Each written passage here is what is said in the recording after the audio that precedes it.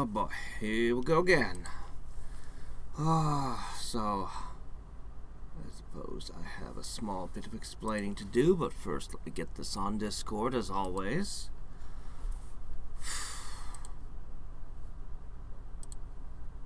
So, this is just a standard draft. Let me Control V. Boom. There we go. Discord's got the link now. So, pop that there, pop that there. Just like that. Alright. Hopefully that'll get chat. Alright, so yesterday's draft didn't work out quite the way I wanted, which was unfortunate. I've had some success with the comic draft before, but particularly with a witch story that I did some years ago, I had a lot of success with it. But I also hand drew them with a pencil. I thought, anyway, whatever. We got some stuff. It's fine. So this draft, so after having done the extremes, this draft is usually a back to center, and then I'll take all those drafts tomorrow, and I would be making a composite draft out of them, which would basically be the model that the final, it'd basically be the final draft, except that it would need, a whole bunch of editing passes over it. In this case, since the comic draft wasn't done, I'm gonna have to work a little bit of that into this. So this one's gonna be a little bit lighter. I'll try to work a bit of humor into it. It's not gonna be the same at all. I've also been going over as I can the previous draft we did, the description heavy one. I've been adding more description into it, and I'm probably going to spend more time whenever I find a moment just adding to it, so that when it comes time for the composite draft tomorrow, I'll have I'll have 3 instead of 4, but I'll have 3 different drafts, and we'll be just putting them all together. And then we begin the heavy editing process. So, yeah, you might ask, wait, Hadriex, you're not gonna seriously, without looking at your previous drafts, type the entire story again, are you? Yes, I am. I'm going to now type it again. Right? The same scenes, the same thing, all over again, because this is how I write.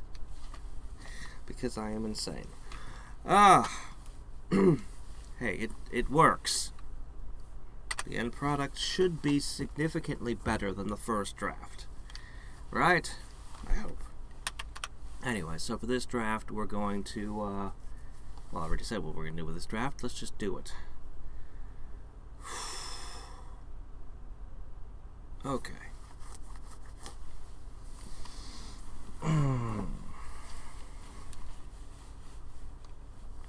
Oh, yeah, let me check one more thing. I see. Okay, there we go. All right. You should have a different opening line and try to write it differently. Let's see. Well, we start out with the dream sequence.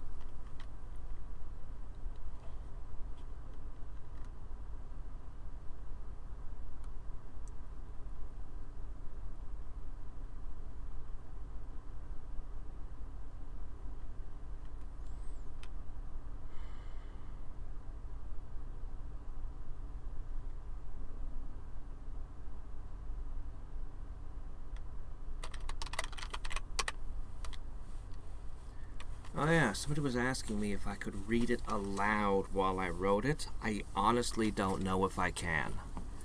I will try to incorporate that. But, I'll have to wait until I finish a sentence before I read it. Who knows, maybe it would help my writing process. I don't know.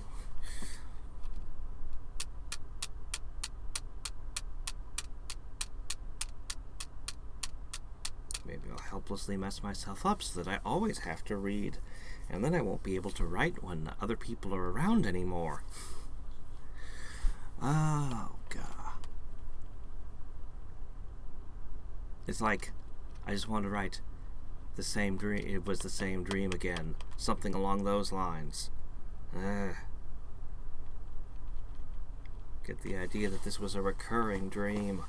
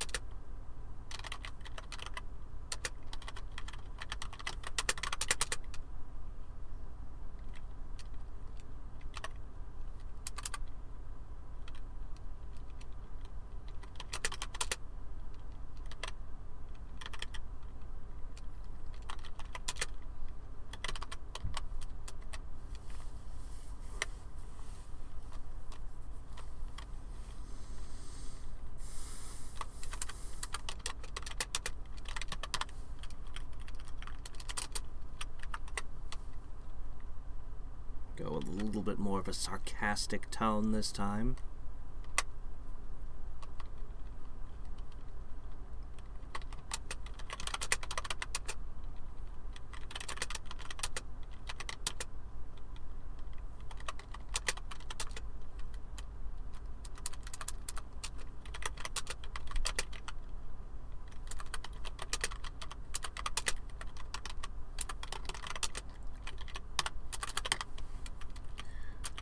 Alright. Oh. Sneeze. There it is. Oh. It's like I thought it, like I felt it and then it stopped. I'm like, ah. I was going to say something about the sneeze and then it suddenly comes back. I'm like, oh, okay. Leonard had the most boring recurring dream he'd ever heard of, and he'd ask around. This thing took the cake. He would spend the night floating lifelessly in a jar of greenish goo as a cat. All around him were more jars, each with its own pickling cat.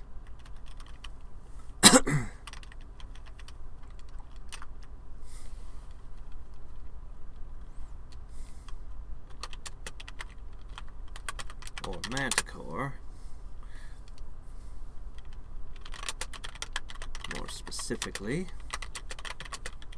as they had wings, scorpion tails,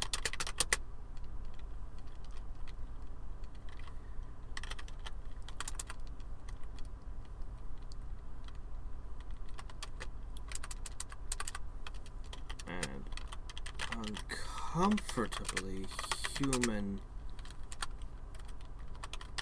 looking eyes.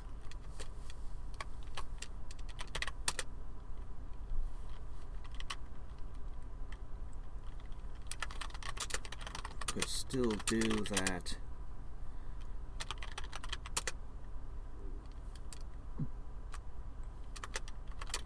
They could still do that narrow slit thing that cat eyes did. I mean, their pupils are always narrow, but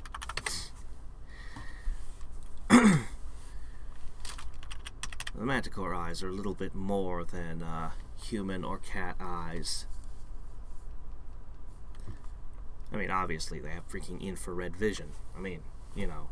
Actually, infrared vision is not that weird a thing.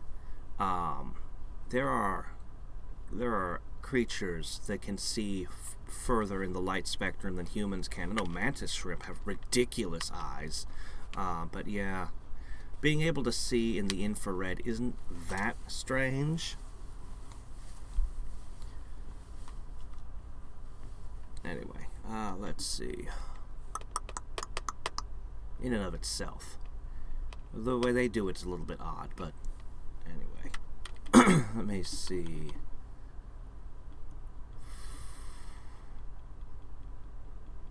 Or manticore, more specifically, as they had wings, scorpion tails, and uncomfortably human-looking eyes. They could still do that narrow slit thing that cat eyes did. I would say...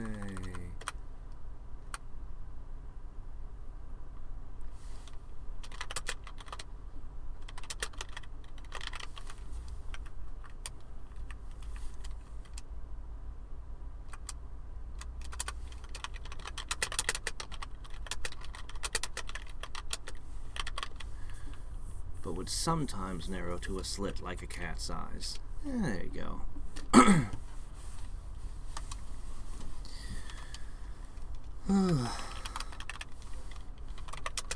Oh. In this dream,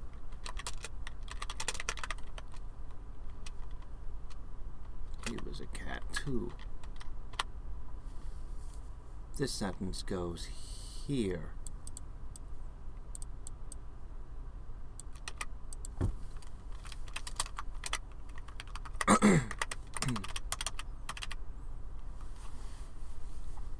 This is the thing, because I'm constantly fussing and altering things. It's like weird to read them. Anyway, whatever. Because I was planning to do a big reading at the end when I finish everything and all the drafts. We'll get to it. Alright, let me see. Maybe this will help my process. I don't know. Oh! Once I get to talking, I want to talk. I need to write. Alright. Let me see. Romantical, or more specifically, red wings, scorpion tails, and uncomfortably human-looking love.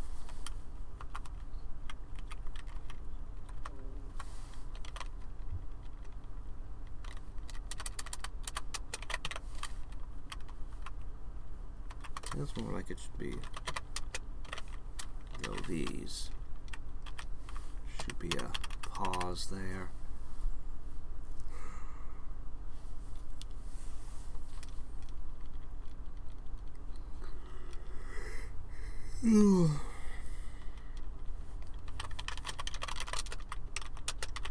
Everything was still.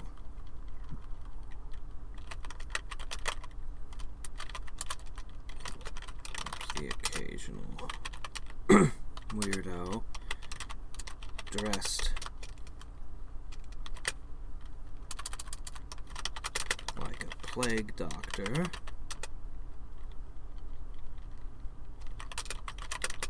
But with a world, I guess I have to say that, World War I style gas mask, wandering the aisles, taking notes.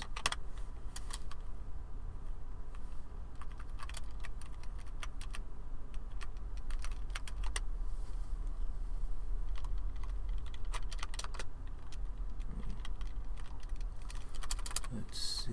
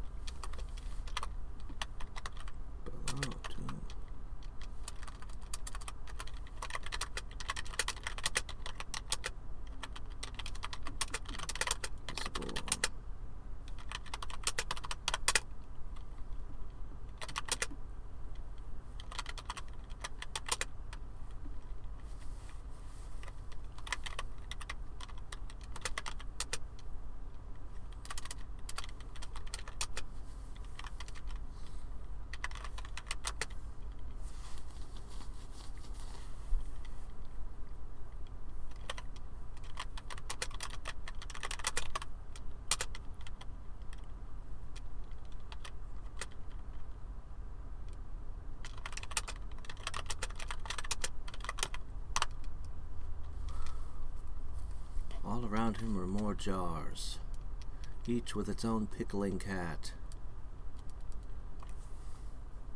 There had been more jars visible on the floor below as well.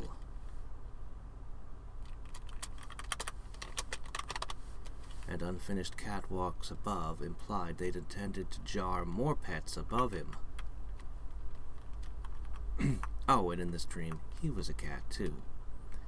Or manticore, more specifically, as they had wings, scorpion tails, and uncomfortably human-looking eyes, though these would sometimes narrow to a slit like a cat's.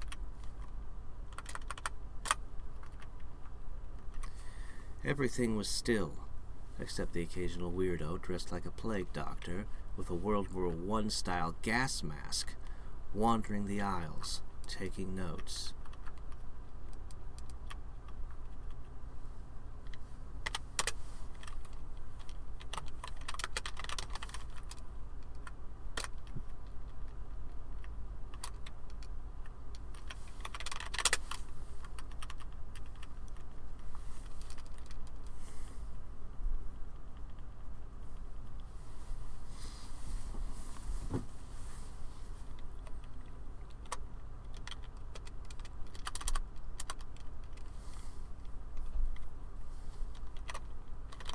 Hour after hour, without so much as a clock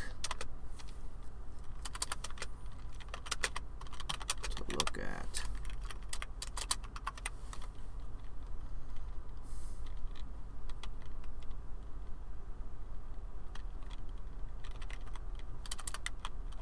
Yeah, in the other drafts, he's completely, doesn't even think. In this draft, clearly he does, because he's annoyed by this.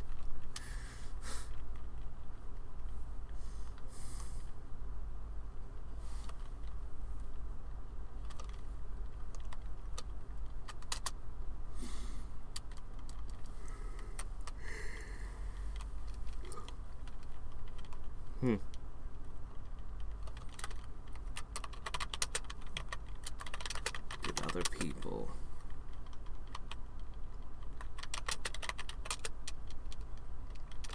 spend their nights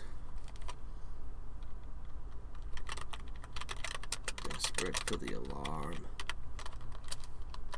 I don't think that's quite right.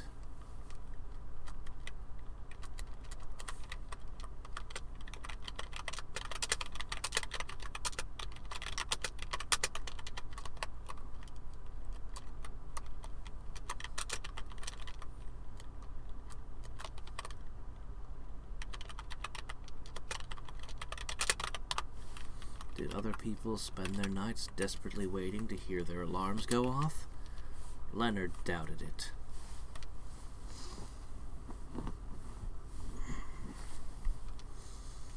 Yep, this time our dominant emotions are going to be very different.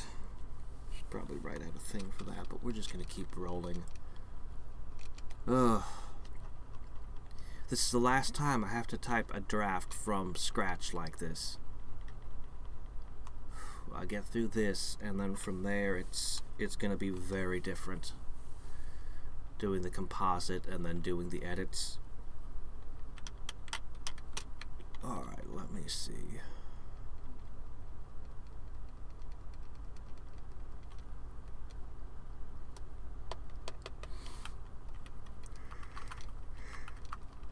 He mentioned he's red at least.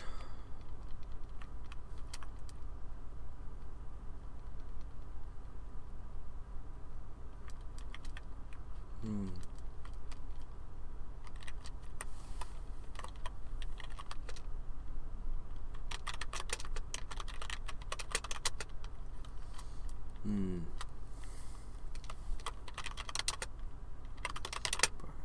gold, silver, blue. There are blue cats, by the way. Russian blues and British blues. That's a real thing.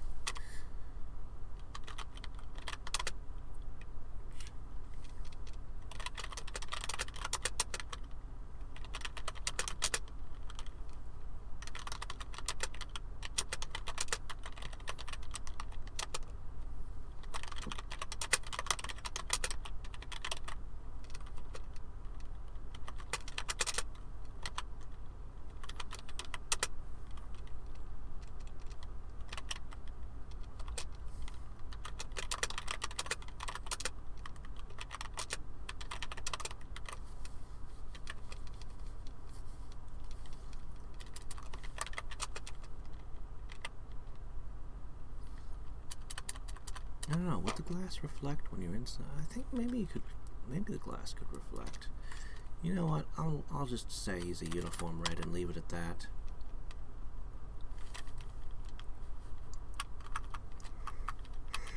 Okay. Let's move on. Wake up time. Alright.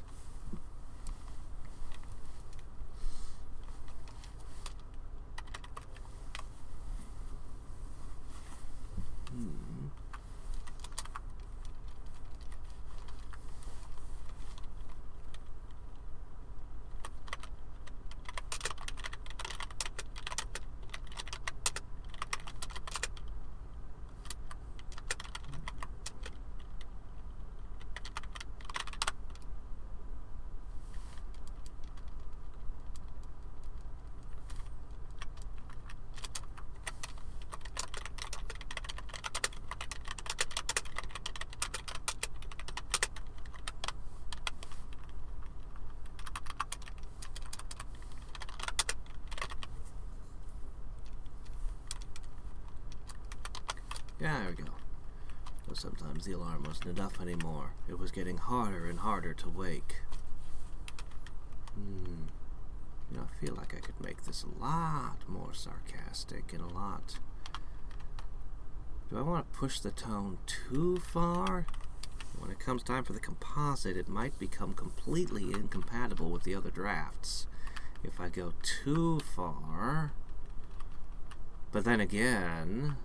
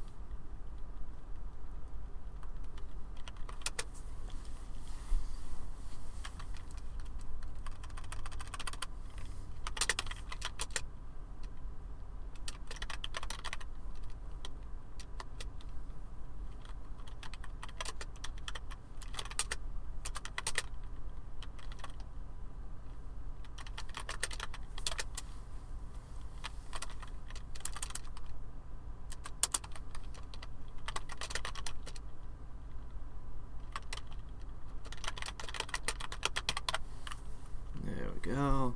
Boring dreams might not sound so bad, and maybe a regular boring dream wouldn't be, but this was far from normal.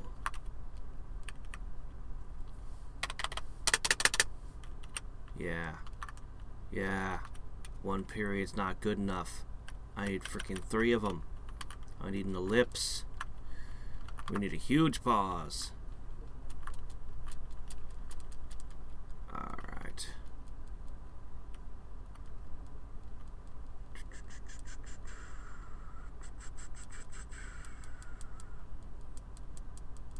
Anything else I want to add to this?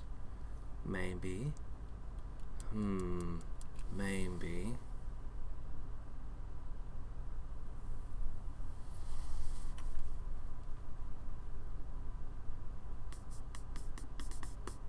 Probably.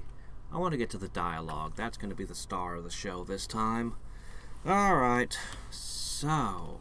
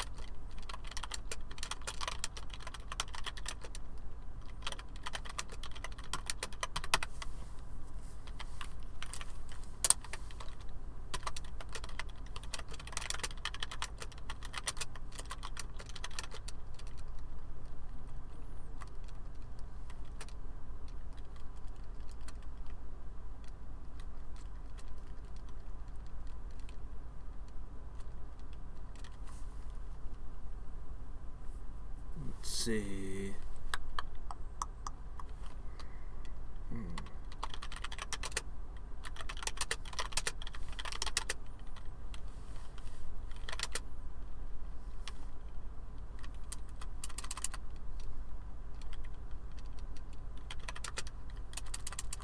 That's a complete sentence.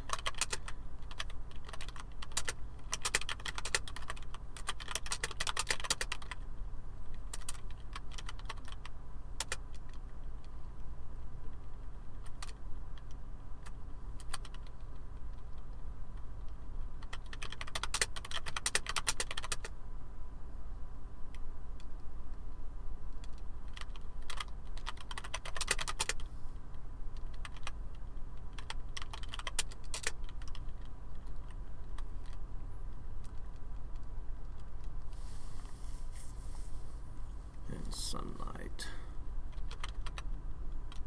Bored. No, it's boring is in, actually, you know what, let's use a different word. A different word doesn't have multiple meanings. Well, I can't just say drilled into his face. I mean, I could say anything I want. I could use whatever word I feel like. I could say flatulated into his face. I can type anything. I have the power, but still I need to choose the right word. That's difficult.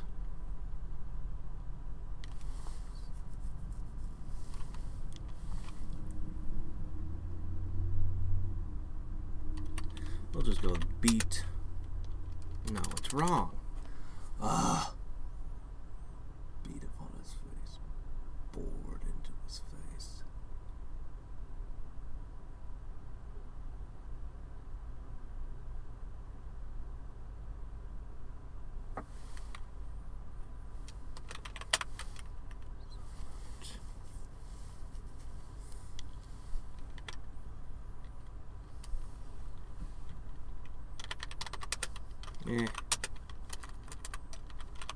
Fell upon his face.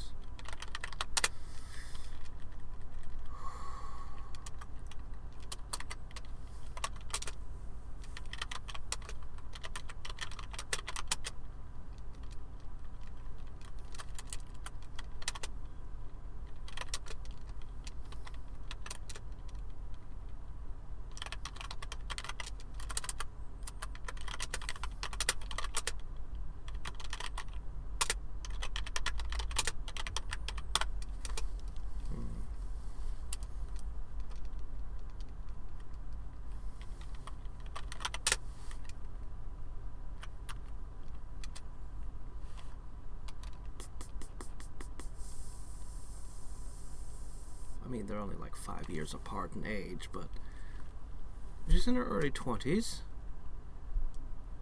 I don't think people in their late 20s think of people in their early 20s as being young. I'm not sure. Whatever.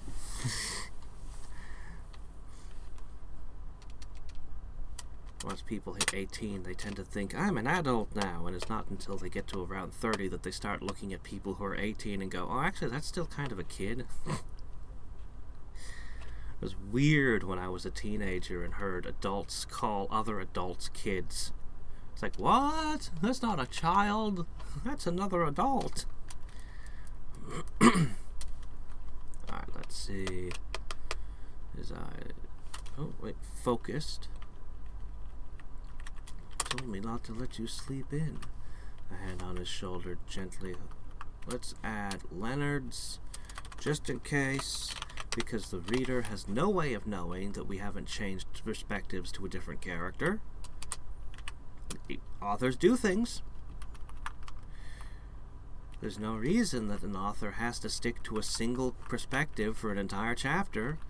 So until the audience gets used to that idea, I'll have to make it clear. Clarity, always number one. Well, with very, very rare exceptions when you want to intentionally confuse, usually because it's a prophecy or some shit. I've dabbled with prophecy in a couple of my stories. It can be fun to write if you just don't do it the way every other author does it. My favorite one is where the fortune teller, like, literally just writes out what might as well be instructions. Do this, go here, stay away from this, do that. And it's just going, just take this going. And then after that, the character, by the time she actually has managed to read the thing, she's already violated a couple of them irreparably, and she just doesn't take it seriously. So there's a reader, you're like, you were told not to do that. What are you doing?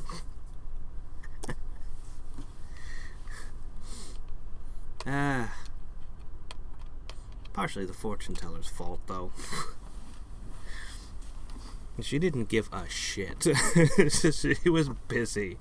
She had other matters to attend to, and she was just... Anyway, let me see. Alright. His eyes focused. The blur resolving into his wife's freckled face.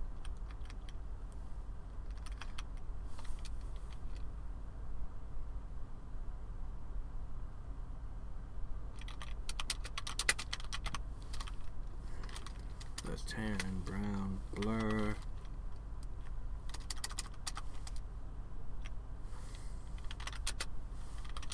His eyes opened upon... Oh, that's a weird sentence. Feels out of place for the tone of the rest of this one.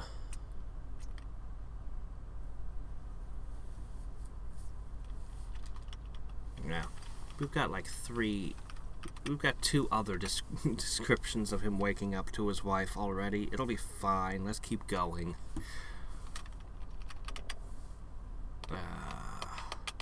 The fussy details come later. Well, or in the previous draft, which I'm still fussing over, and will continue fussing over until it's time for the composite. So I've basically got a day to get that to hopefully where I want it, or at least in the ballpark, or at least next to the ballpark of where I want it. I wonder if that's specifically an American saying, because we're weird about measuring things, or if other nations refer to, I mean, hit the broadside of a barnyard. Could have been from anywhere. Anywhere that had a barn.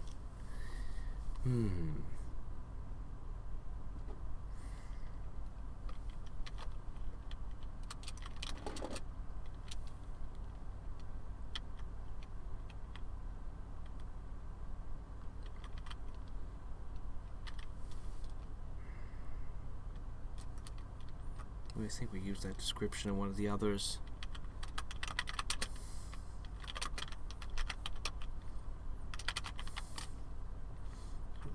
Brimming with excitement. It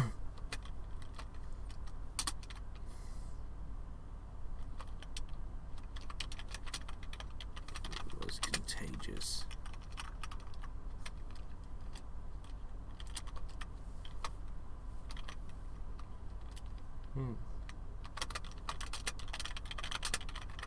What, did something happen?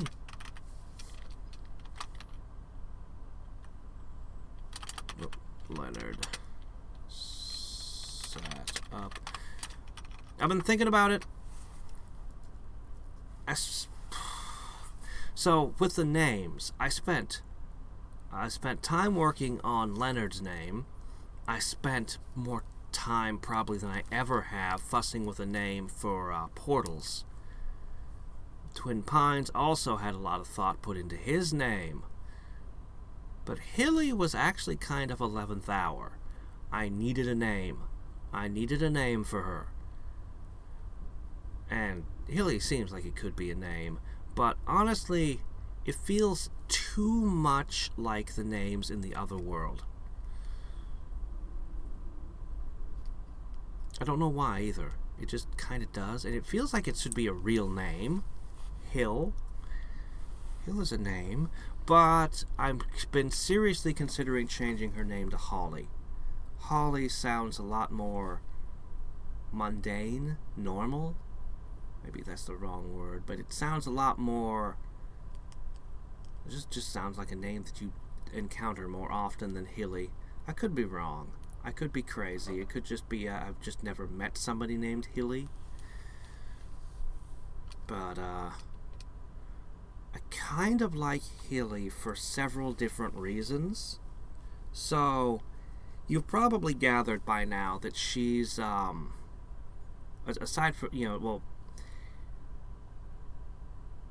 she's not exactly, she's kind of a redneck. And you got Hill for hillbilly. It's kinda, but also it makes you think of possibly Hank Hill from that show, which is I never watched King of the Hill really, but I've seen a couple episodes. I know what it's about, and it's kind of gives you a southern kind of feel, calling her Hilly. But I don't know. I think I should change it to Holly, so it just sounds a little bit more common. I mean, I suppose I could just call everyone Earl and Bob if I wanted them to be really common, but, I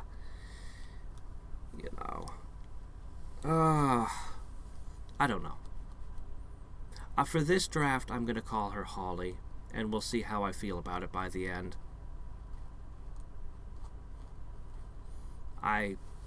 I'll see how I feel about it at the end. You'd be surprised how much thought went into portals. It probably just sounds weird right now, but it's because you have to think about the birthmark, the shape of the birthmark, because that's essentially going to be their signature. You have to think about whether or not the people consider it to be auspicious. Also, Portals is not exactly the full, well, it's not her full name even slightly. She's got a full name, and it's anyway. Then there's another layer of meaning on top of that, especially in her case, and none of that will be apparent unless you got a couple chapters deeper. Probably just 1 or 2 chapters away, you'd get the full jag on what's up with her name. But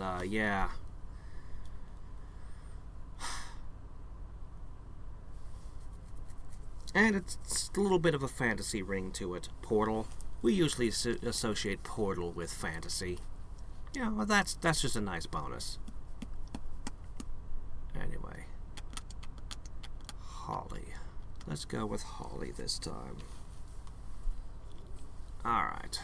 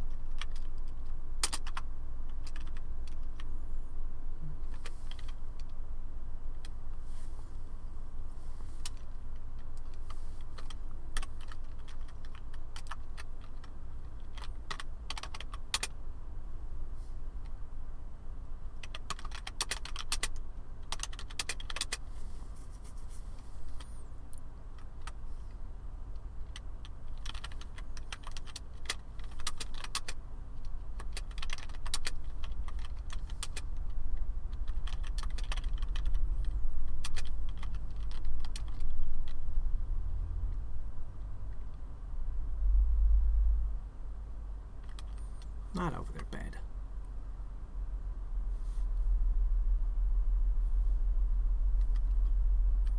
I don't think the excitement is actually contagious.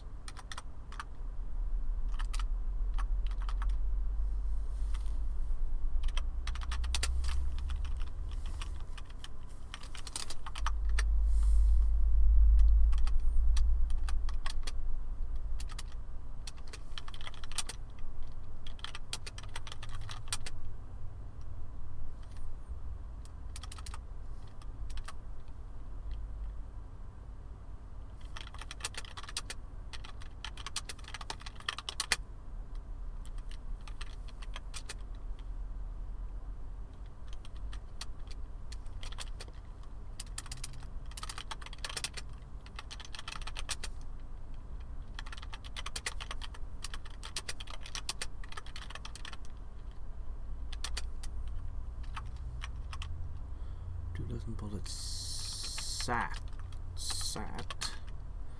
Different design sheet, hand painted.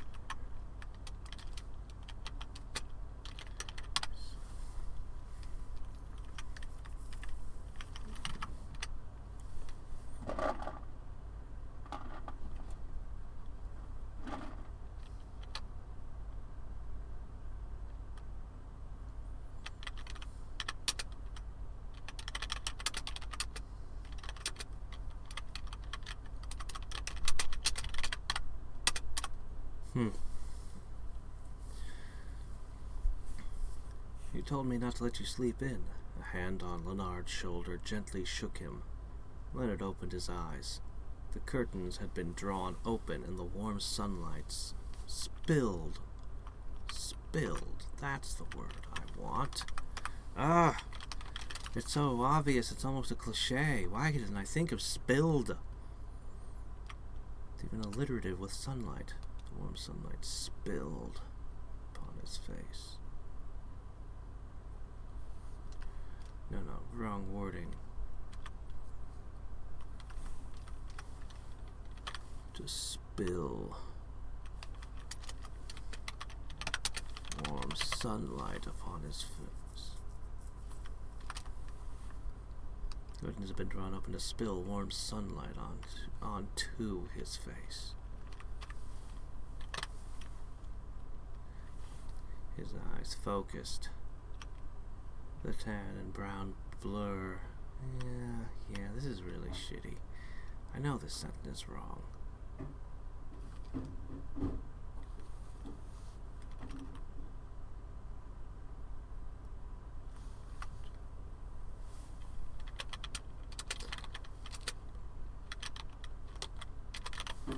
We'll just make the sentence shorter and simpler. The blur resolving into his wife's face. A.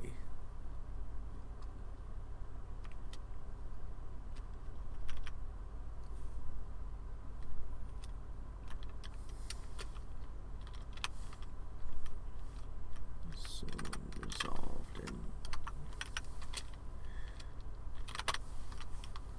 a blur soon resolved into his wife's freckled face. She was brimming with excitement. What?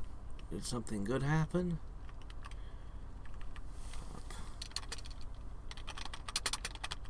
Still a little groggy. Ollie grinned.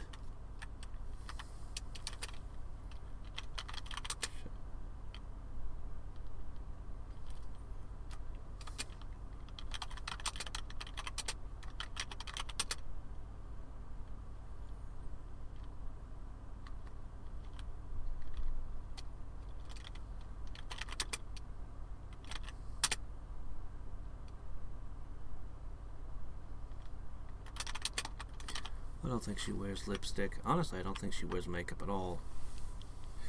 Yeah, she's not the type.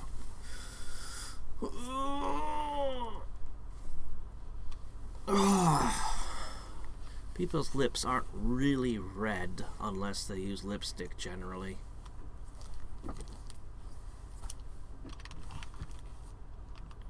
I sold them the whole lot.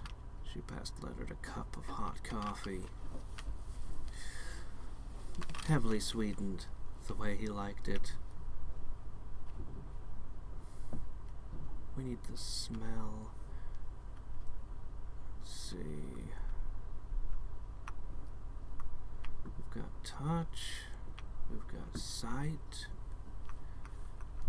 We've got taste.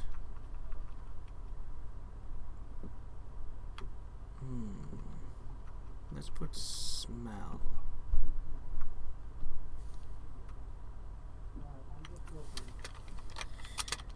You could smell coffee. There, we got smell.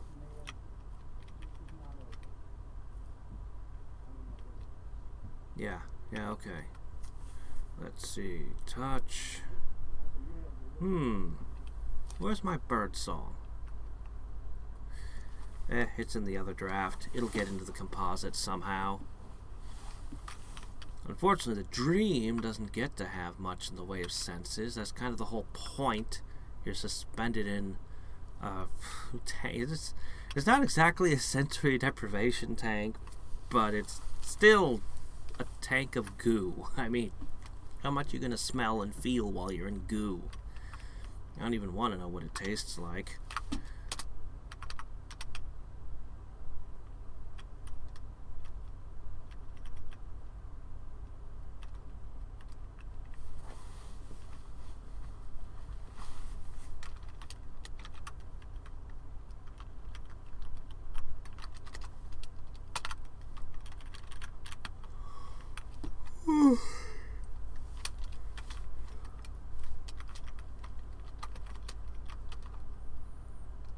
Let's see, what was I?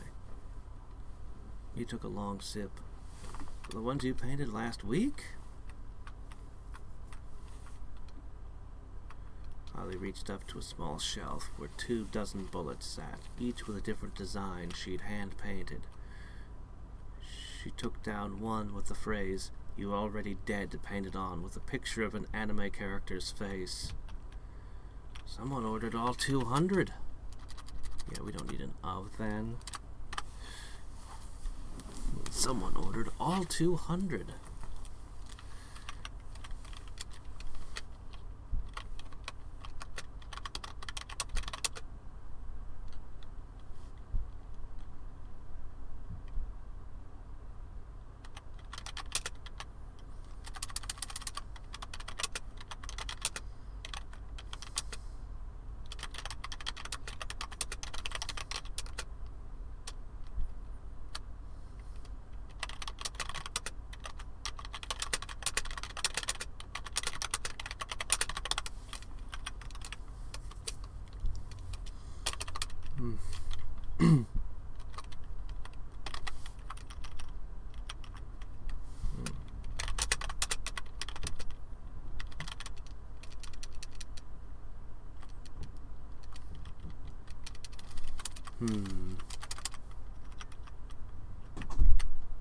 Let's see. It's quite the unique side hustle she's got going. Alright, let's see.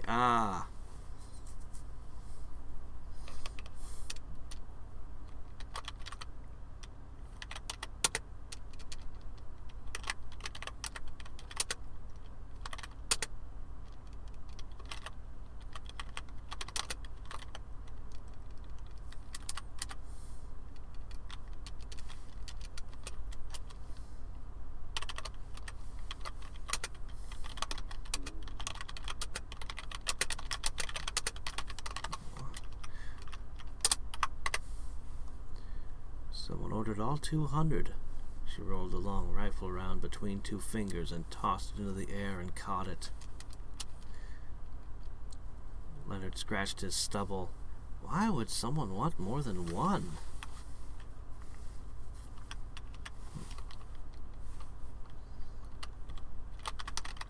Harley shrugged.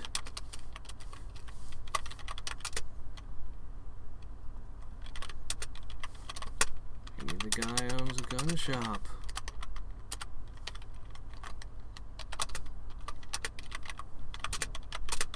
Maybe he just wants to fire him.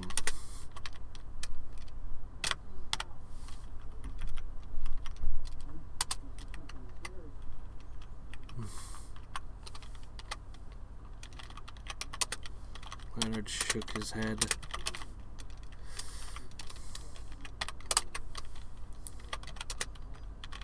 Gun people were weird.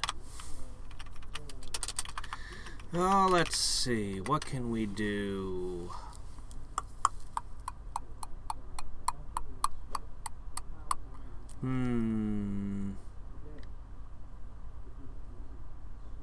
This is all very functional. At least, this is all very functional. It doesn't have a ton of personality to it yet. I could try giving her an accent, but I don't really like doing that. You have to be very consistent, and it's easy to make mistakes when you do that. You can cheat by making it a very slight accent. For example, you could replace all I's with just ah. I sold them, the whole lot. Or it could just be a light accent with just a single common word or sound that's been altered. You'll see it a lot with writers who do snakes, and they put lots of S's like they're hissing everything. You can do that.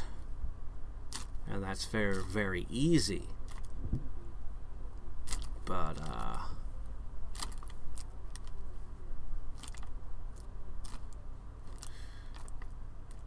that simple small reminder also, because with an accent, like, the other thing is that if somebody's not familiar with a particular accent, it'll just look weird because they won't know what it sounds like. But you can get away with just a minimum.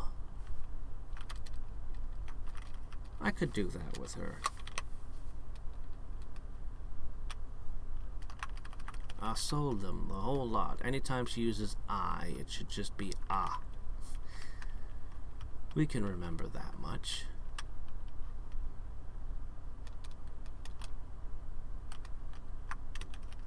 We'll go ahead and do that. Change her name and give her a slight accent.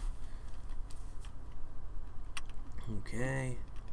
Next.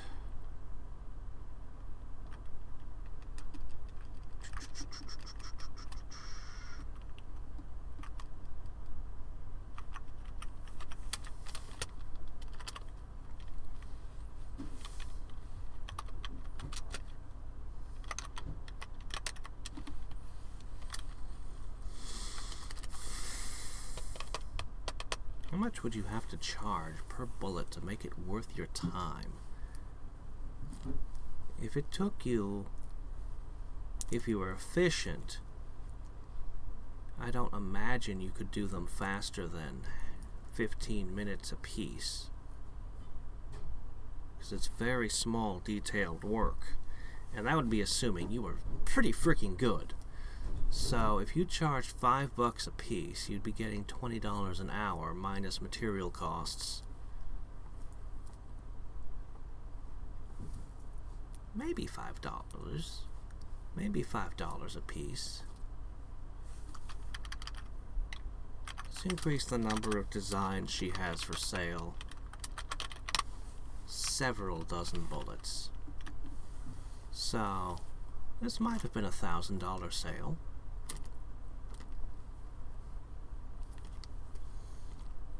Of course, no matter how much time you put into it, you can only sell it for what the market will buy it for. So yeah, this is probably a huge day, and probably most of the time she doesn't get that many sales. Not enough to live off of, certainly. It's a side hustle.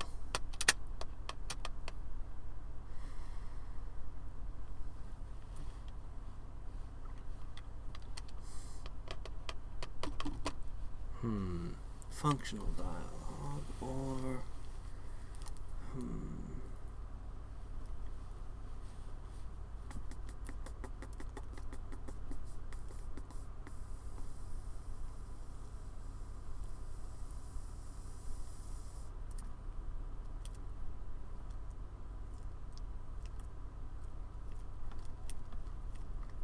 Just running some math here. If it was able to be done for an hour, that would mean in 8 hours you would end up with 32. Ooh boy.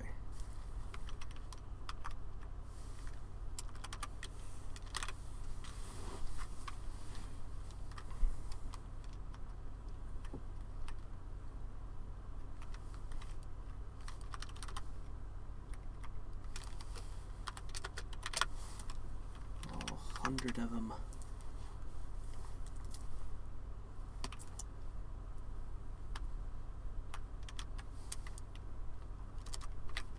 Oof. Slightly, there you go. There we go. There we go. Slight accent. You know, you can break your accent. If you have an accent, you can actually break it, but it takes a tremendous effort, I'm told.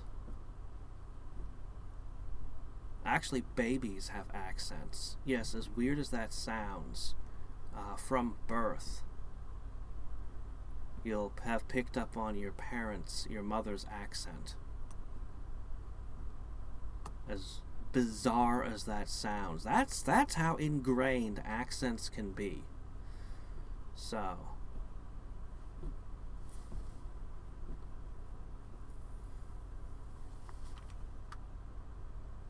I have to look over every word she said now because I've made these 2 little changes. Okay, anyway. So we've made her slightly more southern. Actually, there's a lot more to southern speech patterns. They never put you... It's a cultural thing down south. They never put you in a position where you'd say no. Like, how do I explain this? It's like, they don't say, would you please help me with the dishes? They say, something more like, they'd say the sink is full of dirty dishes, rather than would you clean the dishes? I mean, this isn't an absolute. Obviously, you know, you'll still tell your kids to do chores and stuff like that, but it's kind of a thing. There are dishes in the sink, rather than would you clean the dishes, that kind of thing. It's a little bit difficult to put into words, but there's a cultural thing there. And of course it's not universal, of course. Nothing is ever universal. Not when people are involved. So, ideally, you would be able to tell who's talking without seeing a speech tag. So we've got a little bit of that for Holly. And I want to be very light on this kind of thing. I don't want to be like the Japanese in some of their manga that just put at the end of every sentence, this character says "ukyu." It's like, no. But you should be able to tell who's saying what.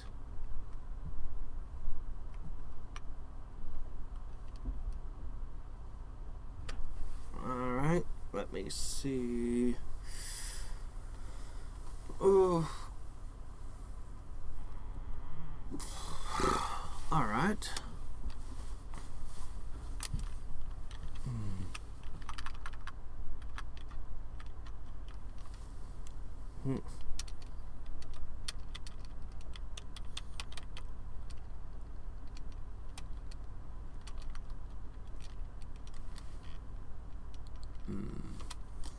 Because Leonard thinks of it as like a knick-knack. He thinks of it as, you know, a piece of artwork. Why would you want more than one? So she's suggesting maybe he wants to resell them, or, you know, just fire them because they're bullets. It's just like, what? Why would you do that? Gun people are weird. This is all very functional, but I feel like it could have more color.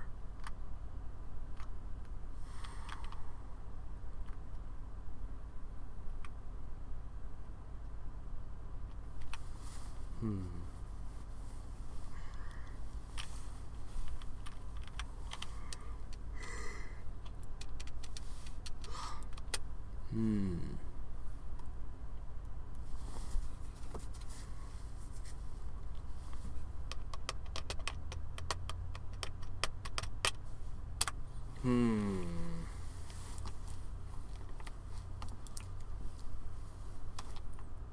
Welcome to the Hadriex stares at what he's already written for an hour and changes nothing. This portion of the live stream brought to you by Raid Shadow. One of these days, I should just play that game just to find out how good or terrible it really is. I'm not expecting much of it. Oh, man. Alright, let's see.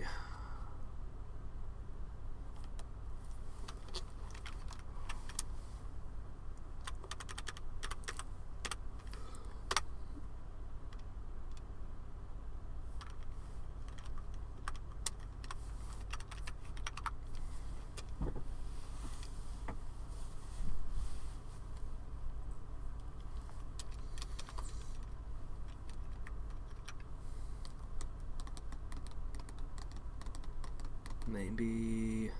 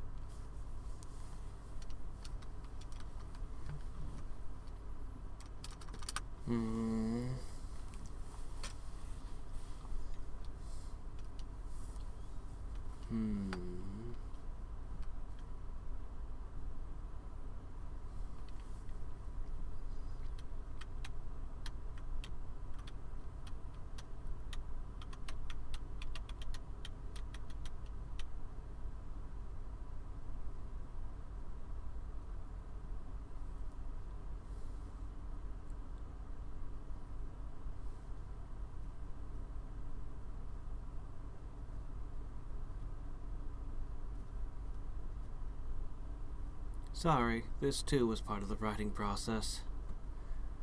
I'm gonna have to think about this. If I can set the tone right with his first few sentences, it should help me with the whole chapter.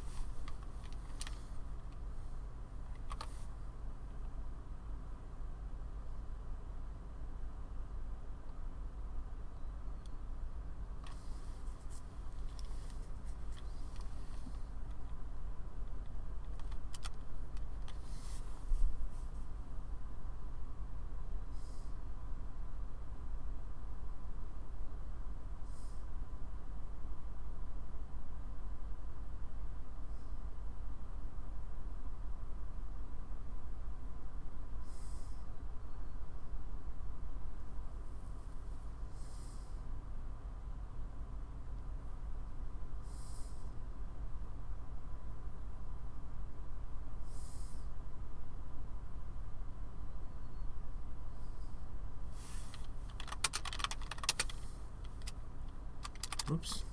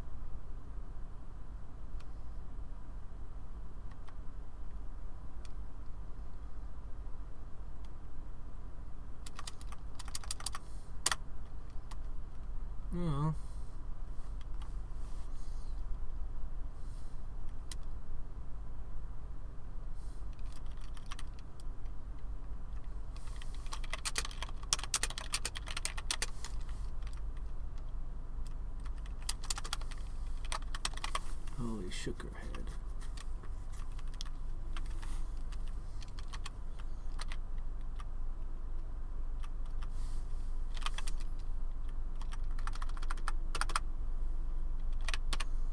A grin spreading across her face.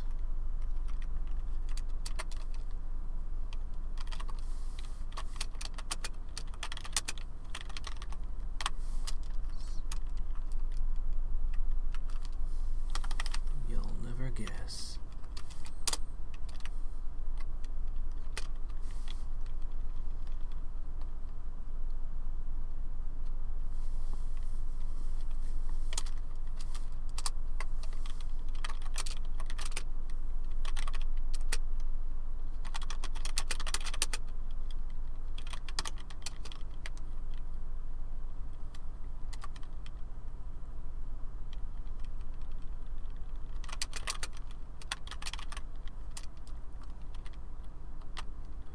Maybe it would not be a shelf. Maybe it should be the top of their dresser.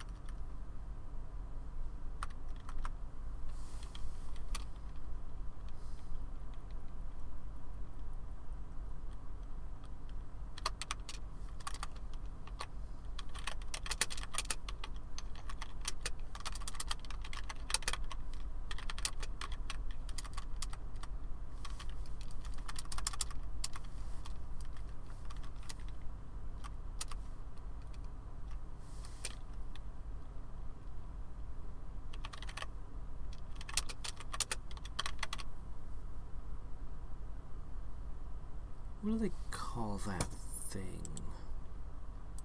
Hold on.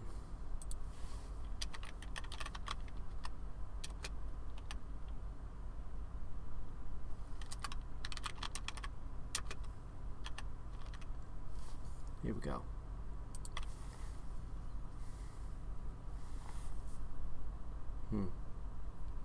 Velvet. Okay, fine. You know what? Velvet's fine.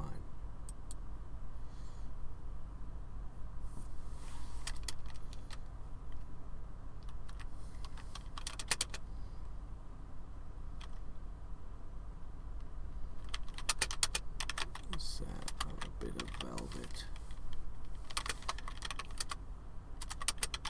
They were sorted by size, each with a different design she'd hand painted.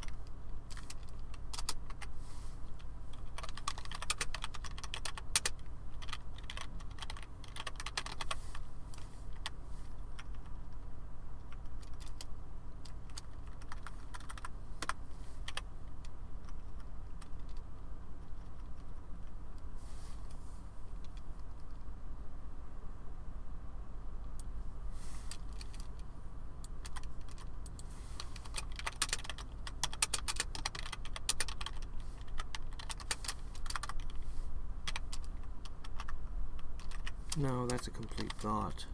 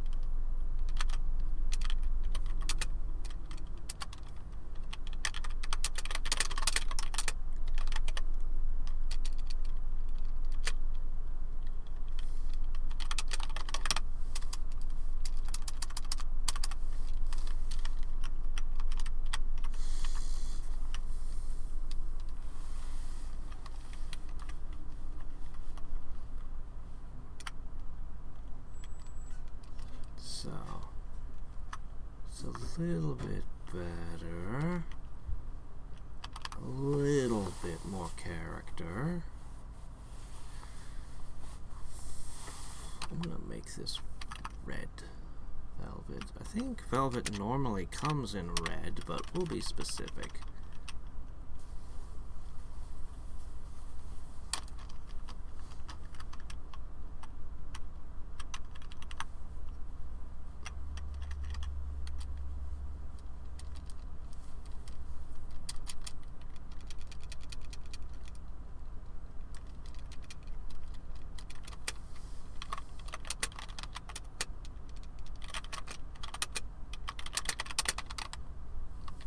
They do with them all? Reasonable question. Perfectly serviceable. What would they do with them all?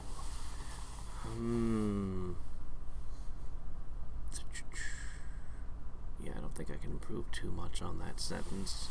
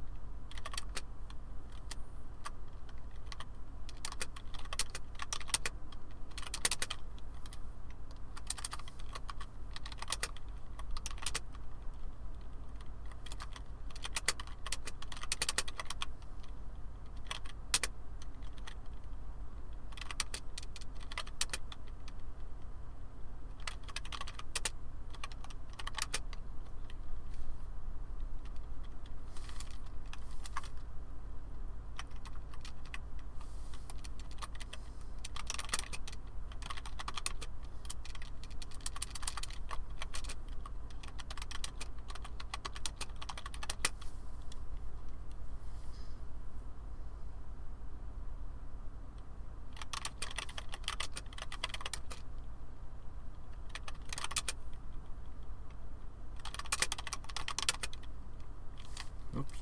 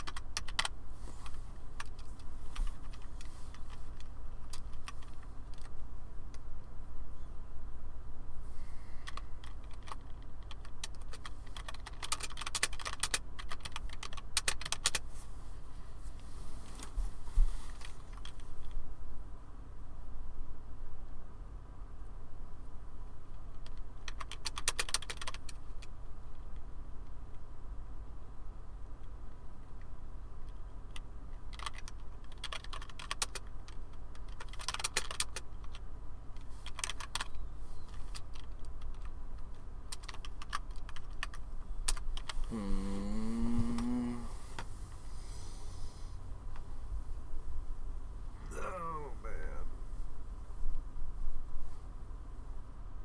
Rod.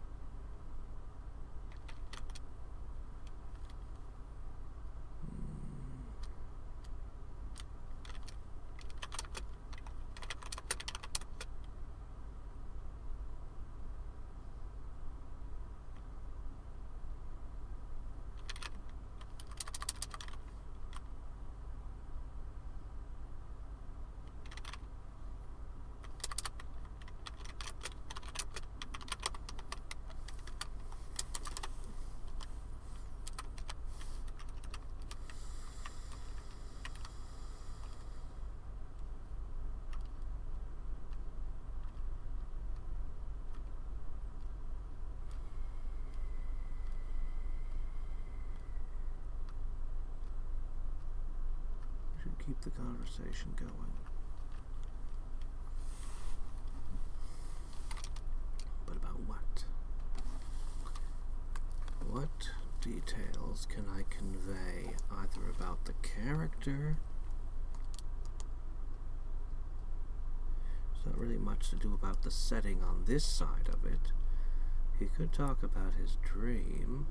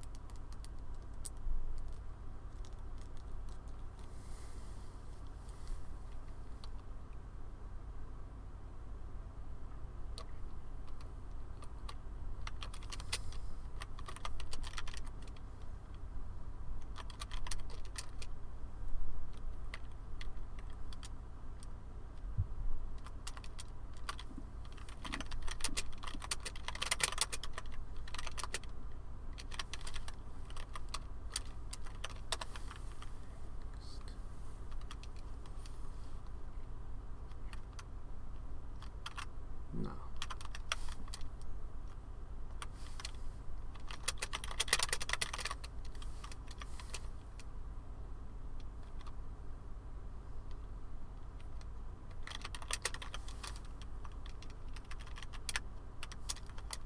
Oops. Oh, that's definitely the wrong word there.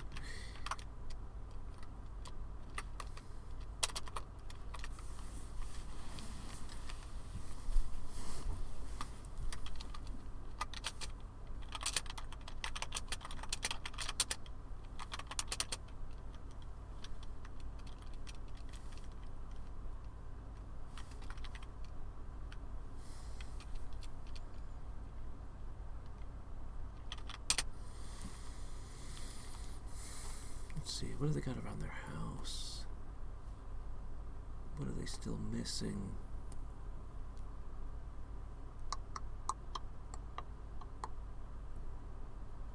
Nothing big and bulky, it's too small.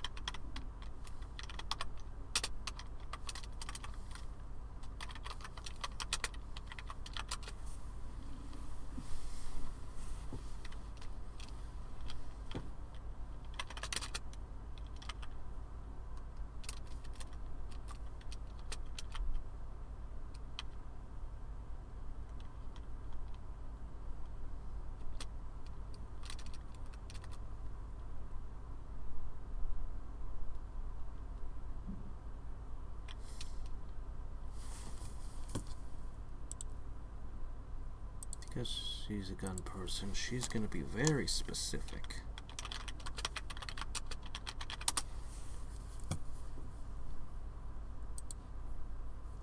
Let's see. Well, I mean, the Henry repeating rifle, that's a classic, but that's also very old. A Winchester.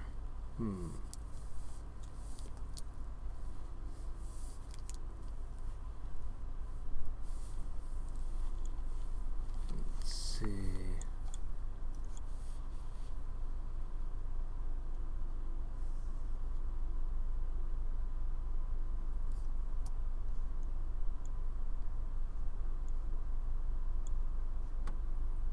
One sec.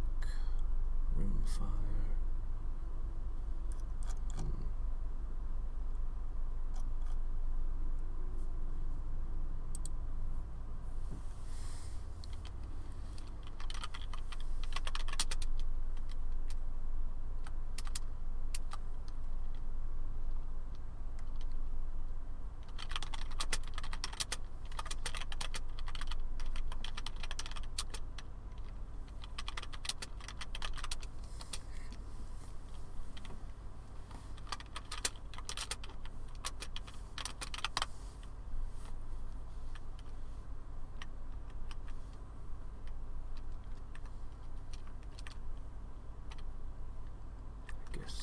Capital W? Okay, now it's satisfied.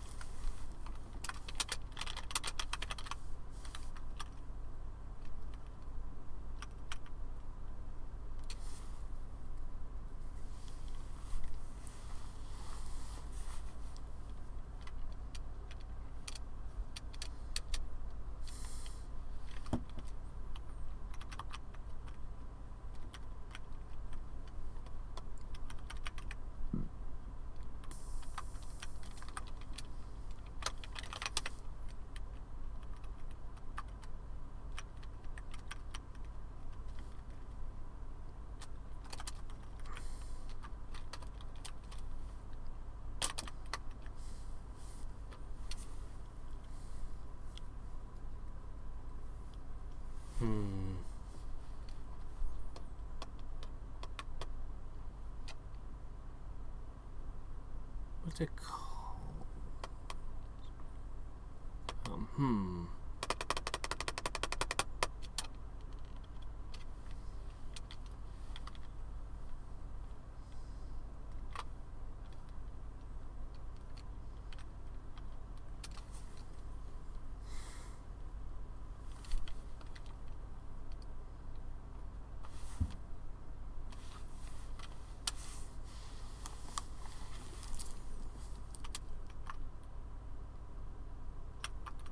Gotta be consistent.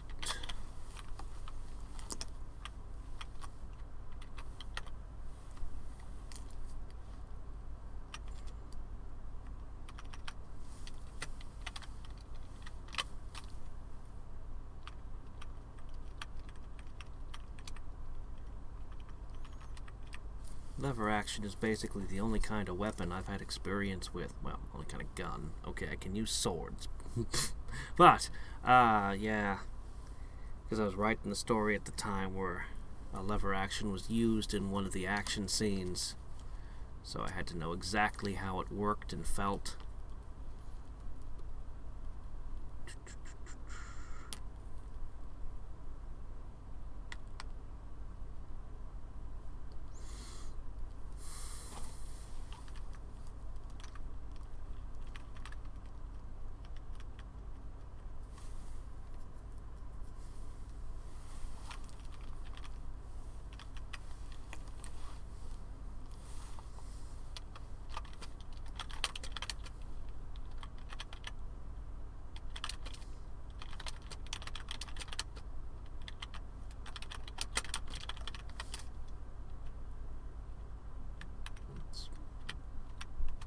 Burglar.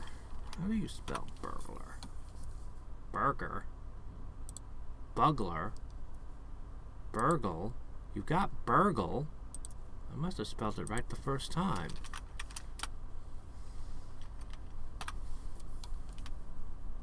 Burger? Bugler? Burgles? Ah, here we are. Burglar. Oh, is that how it's spelled? As I ruin the mystique that I'm a master of spelling by failing to spell common words.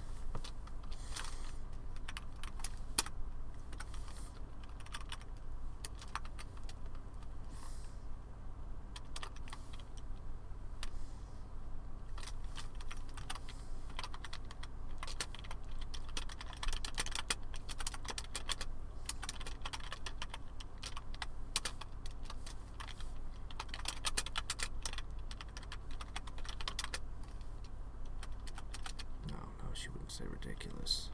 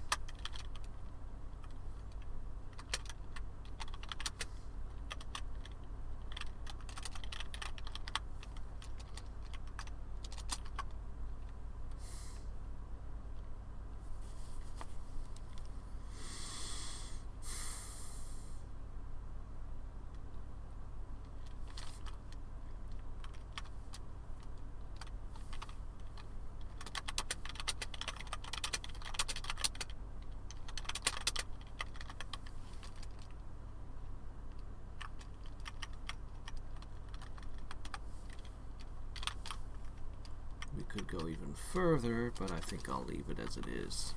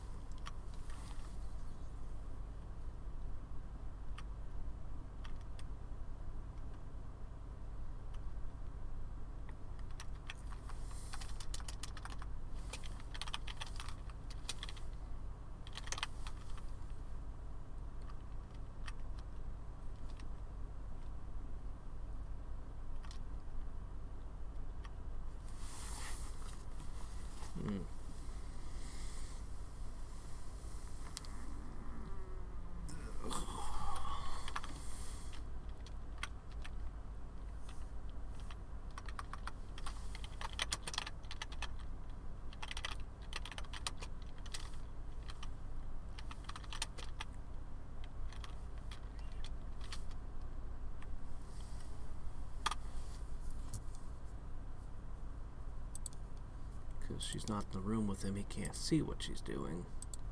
But he can hear. Well, let's see, I'm supposed to read, right? Let's see.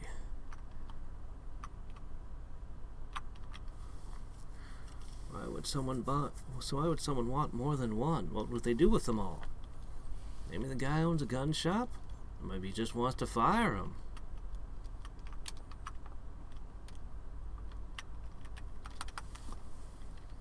Maybe a guy owns a gun shop? Or maybe he just wants to fire him. Leonard shook his head. Gun people were weird. Leonard stood up and took his work shirt on from where she'd hung it. So what are you going to do with the money? Invest it?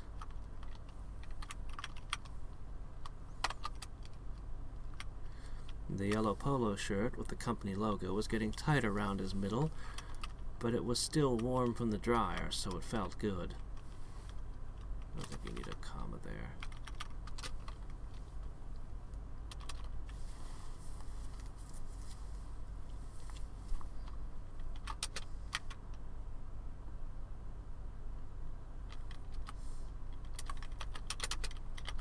It's a good time to get into crypto. Now's a good time to get into crypto. If by invest you mean buy a new microwave. She adjusted his collar, then kissed Leonard on the cheek. It may be fine. It may be I can finally pick up that Winchester I've had my eye on. I tried a lever action once at the range, and it was just so much fun to shoot.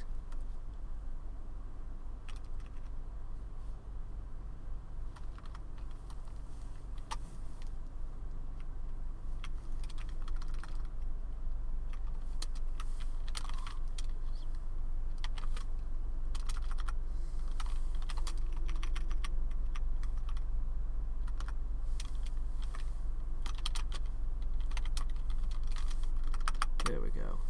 Tried a lever action at the range once. It was a pure joy to shoot. There we go.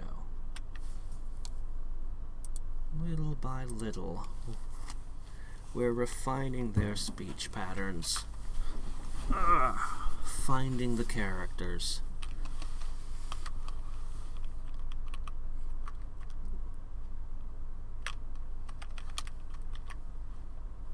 Leonard pulled on his pants and went to the bathroom for a shave. For a quick shave. I pity the burglar who tries to break in here.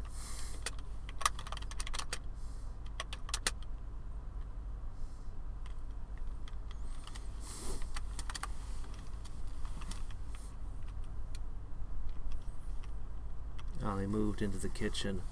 Don't be silly. No one uses a long gun to scare off burglars.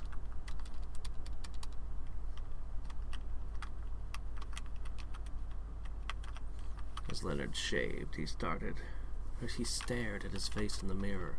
There was something about his eyes.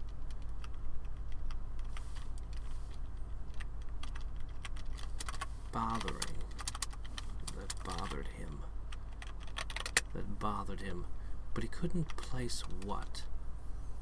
Well, why don't you buy something practical then? Maybe a revolver?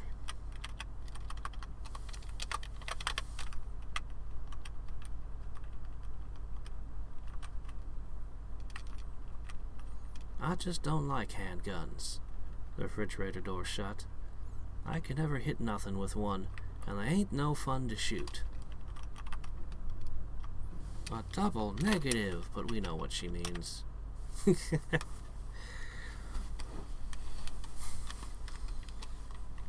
everyone around you uses bad grammar, you will use bad grammar.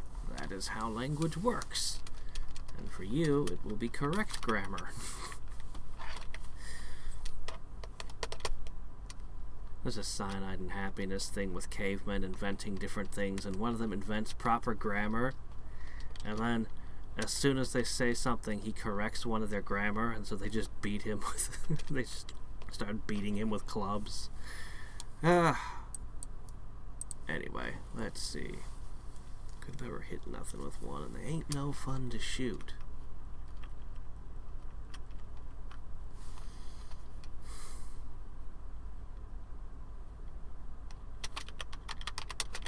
Steel gray.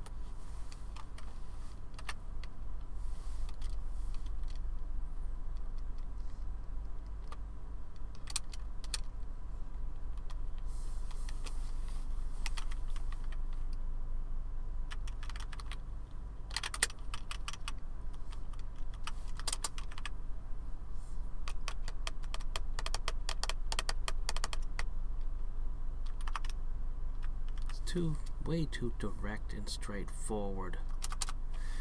It would be something more like, if you find yourself at the bottom of a hole, the first thing you should do is stop digging. That would be more like what kind of saying you'd get. Oh, but what would it be related to guns? Figuring out some kind of saying for this would probably take me time. It'd be the kind of thing I'd think about for hours and sketch out ideas while working or doing something else. We gotta put at least a placeholder here, though.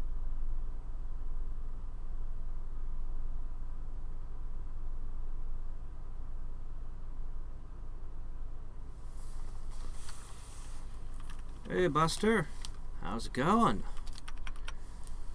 What would it be?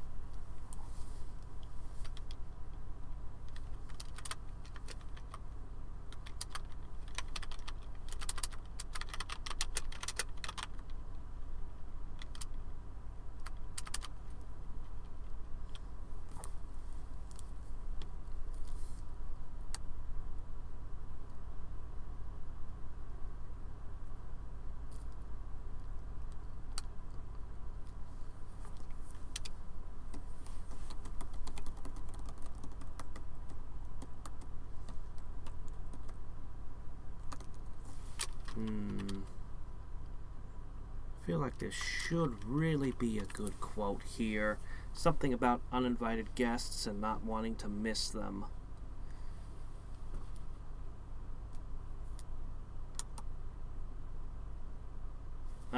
Yeah? I hate when stuff gets out of order. It can be a nightmare sorting it out. At least with the idle games, you have a lot of progression you can kind of use as a map when you're sorting stuff out. Yeah. I think Bioshock 2 might have been the best of the series. Oh man. God, some kind of quotation. Some kind of saying. Uninvited guests, not missing them. They won't miss. Can't count on them missing.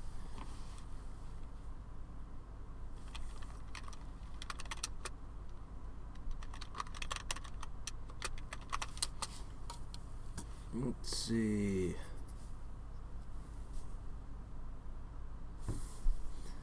Oh, let's just ask the internet about sayings for guns. Let's see.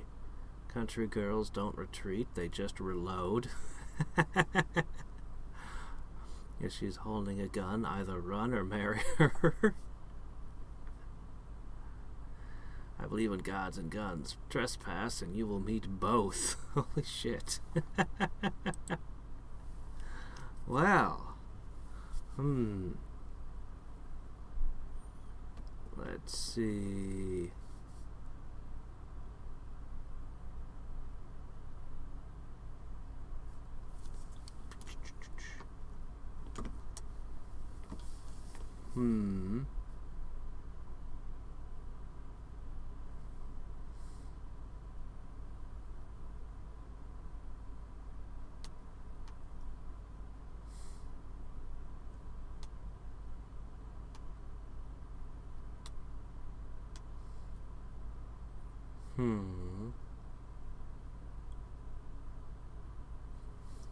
Due to the price increase on ammo, do not expect a warning shot. Whoa. Whoa, okay.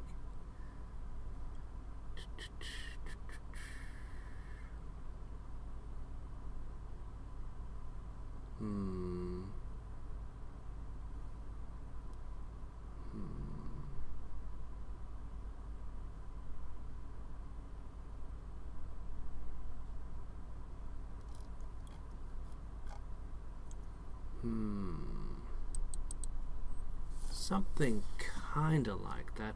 No, I've been working on this for a couple hours now. I just haven't gotten very far because I'm spending a lot of time thinking about the dialogue, as that's the focus of this draft.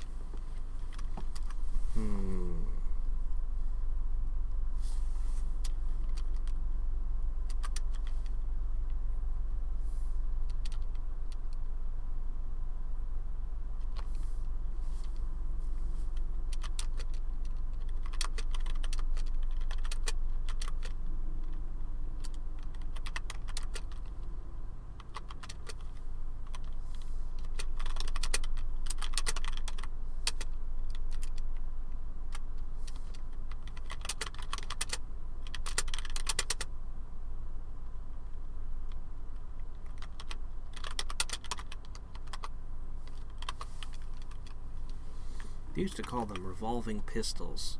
Revolvers? But that's too antiquated.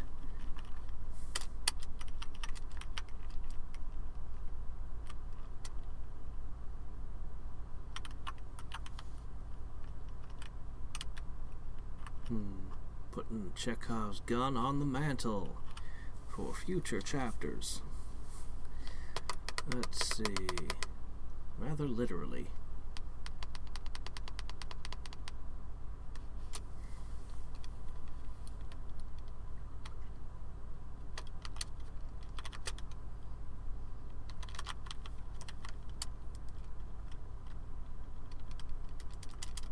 This conversation has not been long enough to fully shave, but you know what? Whatever. Actually, if it's just stubble, you can shave it off pretty quickly if you're quick about it. You don't actually have to use shaving cream. You don't actually have to use aftershave. You don't actually have to use a razor. You can just use a random knife from the kitchen. No, don't take any of what I've said as advice, please. Besides, what would I know about shaving? Yes. Let's see.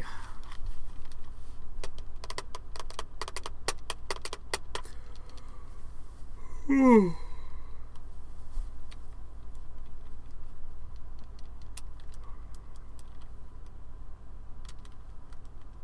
kind of bang the razor to get the little stubble out and get all the... Yeah. Do I want to describe all that, or do I just want to go, he finished? He finished.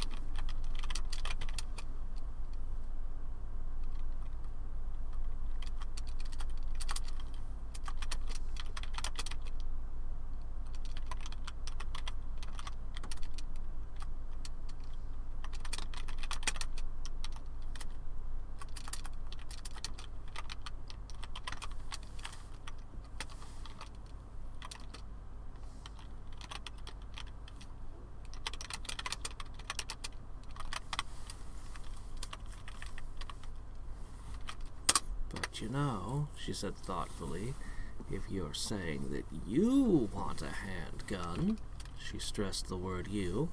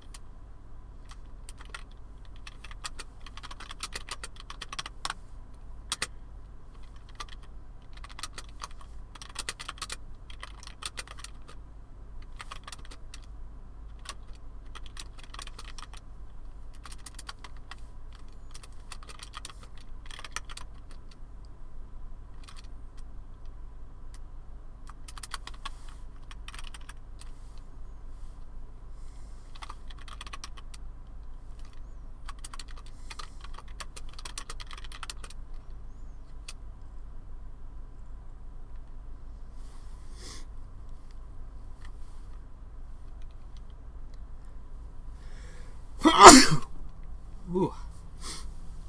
But you know, if you're saying you want a handgun, she stressed the word you, to carry while at work, well, I'd be glad to buy it for you.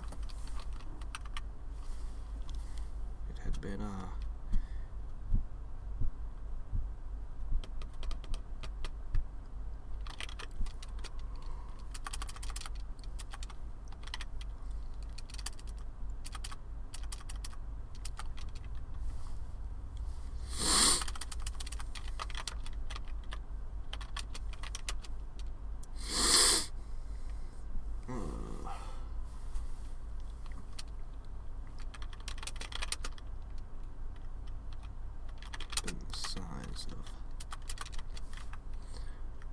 that a two had been the size of 2 fists.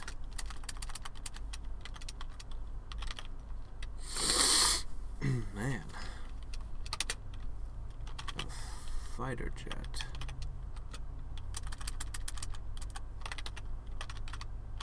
Cartoonish fighter jet. With exaggerated guns and missiles.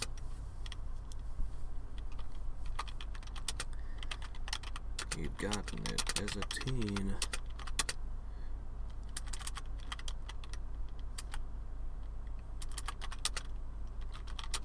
Piss off his grandfather. The man hated all things military.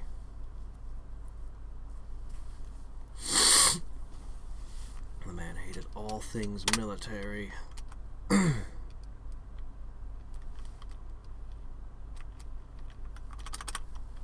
old tyrant hated all things military.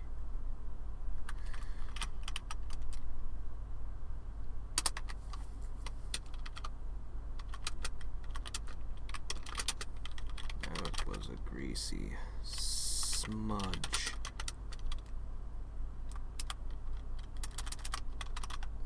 It looked like a greasy smudge of black,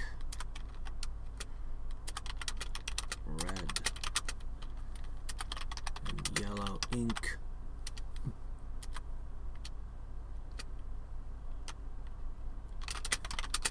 On his upper arm.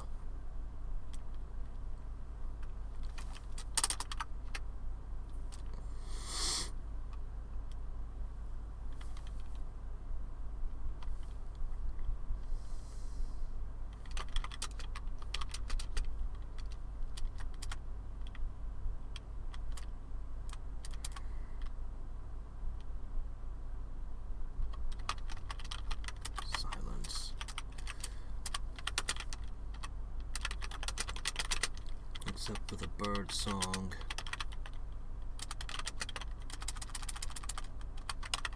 Coming through the window.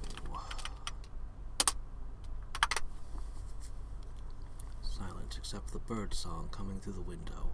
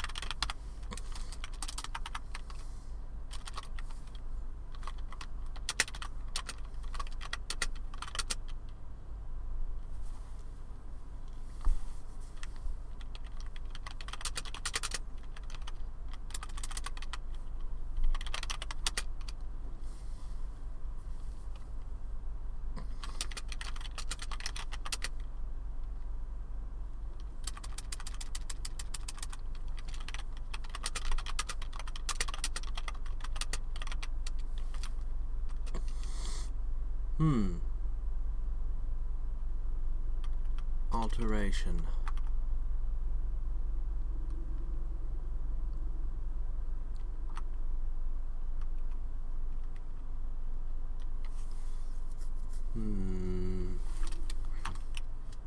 No, it's fine.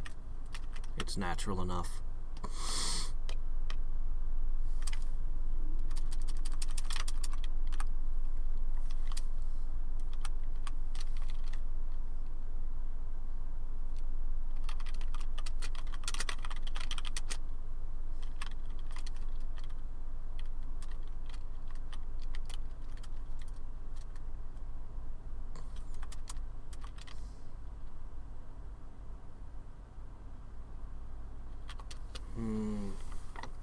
He's really not a gun guy. I mean, that should be obvious by now. Should be pretty obvious by now that he's not.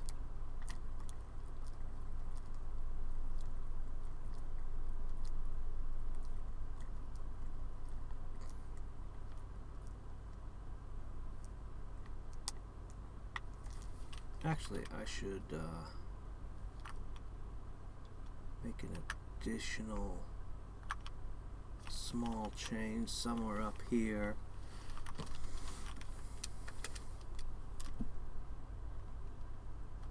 I don't want to name Kenjiro by name.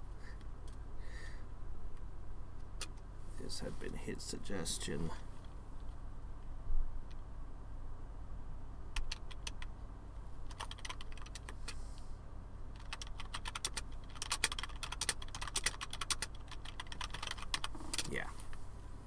Yeah, he's a bit of a nerd. He's into stuff like that. Okay. Well, no, I'm not fishing for anything. No.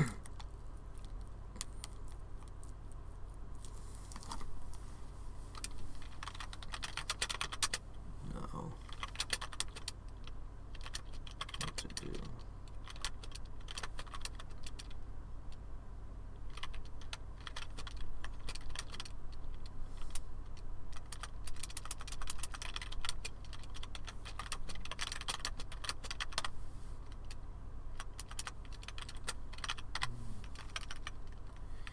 I don't know, I mean, it feels like he would have spent some time with her at the range, even though that's not his thing.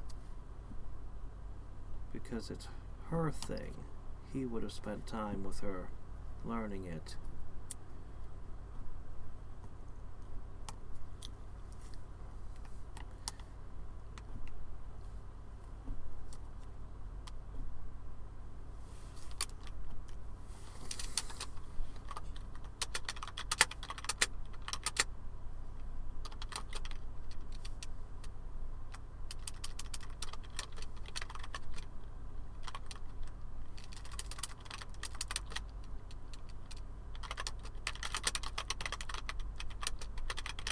That's believable.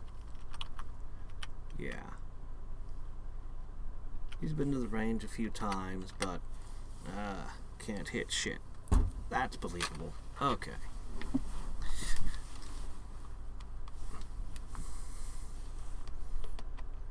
In writing, you're not going necessarily for realistic, you're going for plausible, by the way.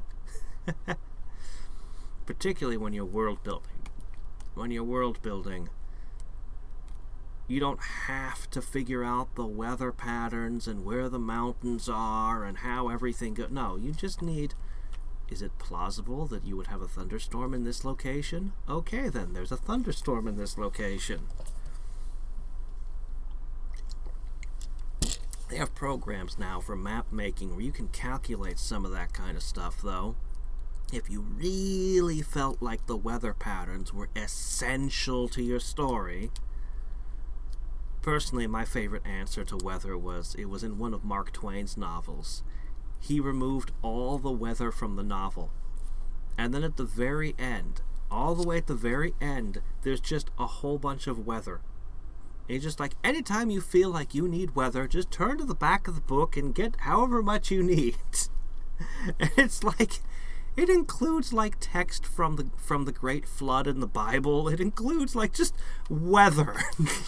Just weather. No context at all. Just like, what? So, anyway. Yeah, Mark Twain, he did a lot of audacious things. He had a short story he literally just stops in the middle of. He's just like, well, I seem to have gotten them into a situation. I have no idea how to get them out. I'll let you figure it out. You write the end of this. It's just, you published this. You published it like this. Holy crap.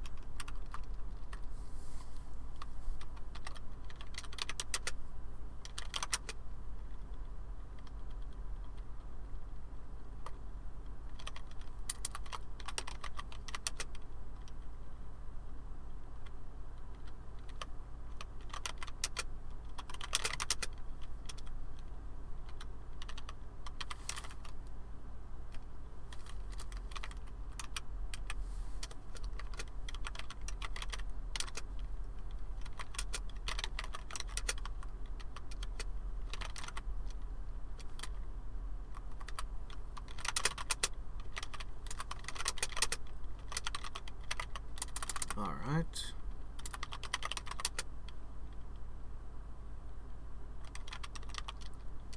Did I already call it a mess? Okay. I did, but it was quite a while back.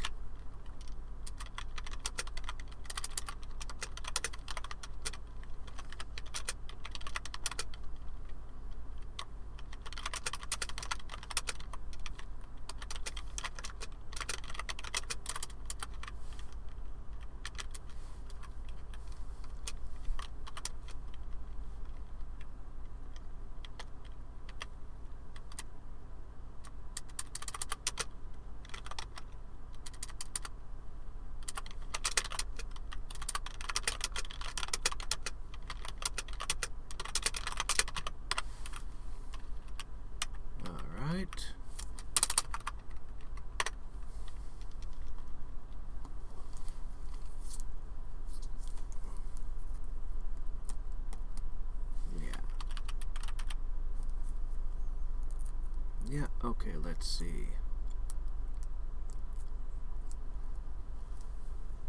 As he was drying his face with a towel, he noticed something wrong with his tattoo. It had lost its shape and become a blurry mess. He frowned at it and brushed it with 2 fingers. as if there was just some dust covering it.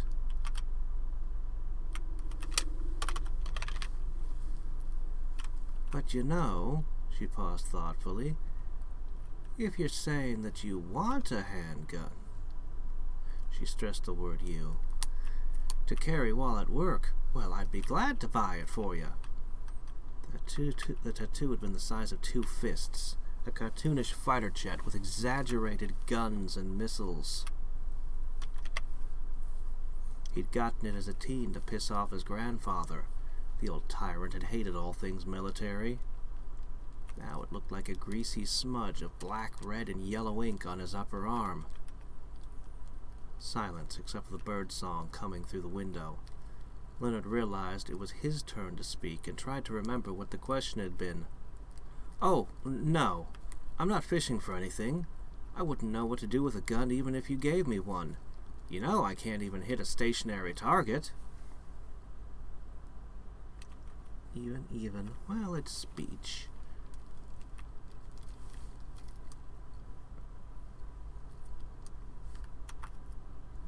Yeah, I guess it's gonna be even. The rustling in the kitchen resumed. Ah, well, I guess that's so. Leonard found Holly's trauma kit. You can hear the sigh, even though I didn't put that there was a sigh, just from the sentence. You know there's a sigh there. Leonard found Holly's trauma kit and borrowed a bandage. He wound it around the unsightly mess on his upper arm, hiding it until he could think of what to do about it. No, not hiding it. Covering the eyesore until he had time to think of what to do about it. All right.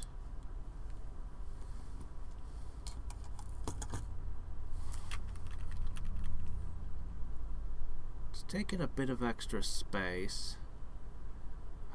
I want to avoid just rushing to the nightmare portion of this, but I think this has been good.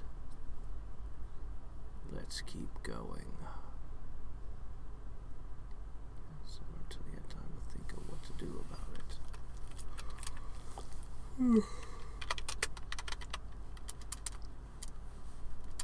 Oh.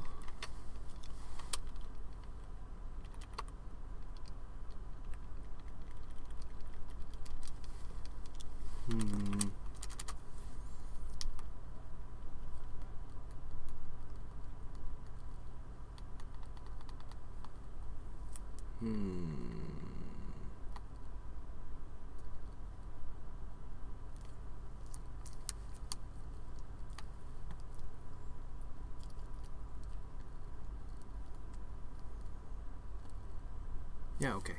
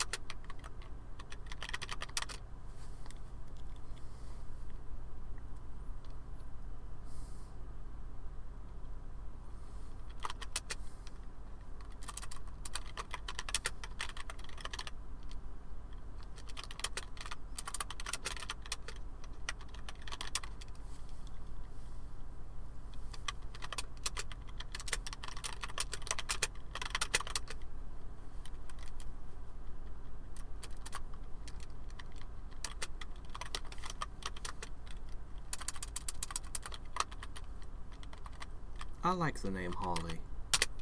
I'm not sure that it's really better than Hilly for this character, but I just like it more.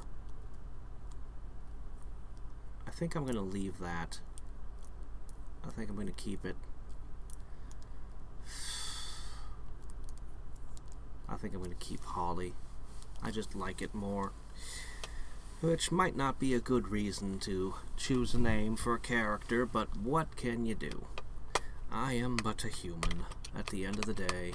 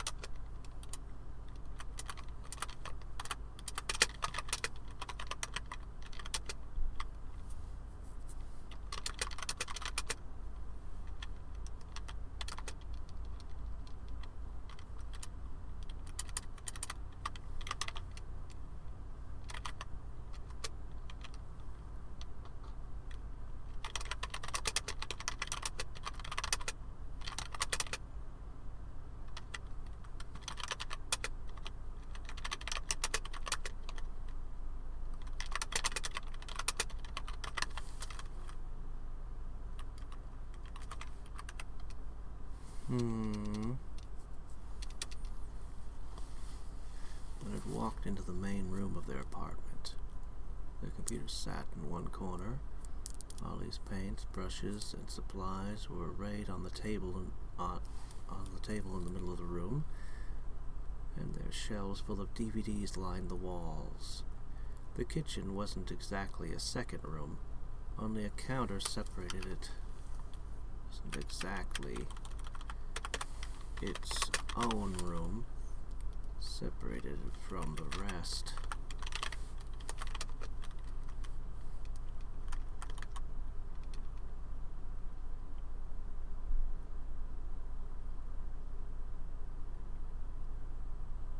I can describe this better.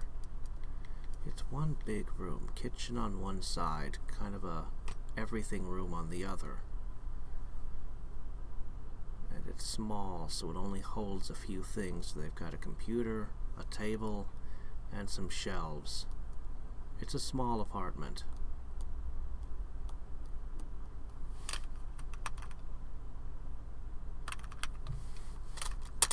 Let's try again.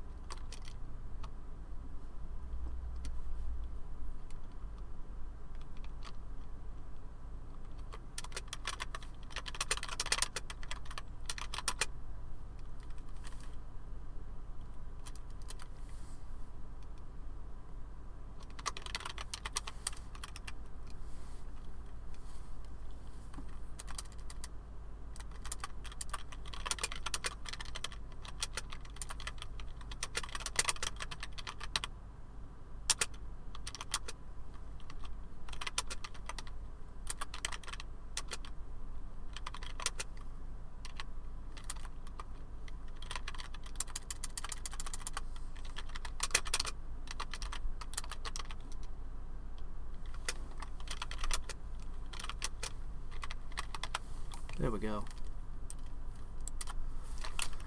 Leonard walked into the main room of their apartment. It was cramped, with a tiny kitchen on one end, a large table in the middle with Holly's paints, brushes, dominated by Holly's paints, brushes, and supplies. And other art supplies.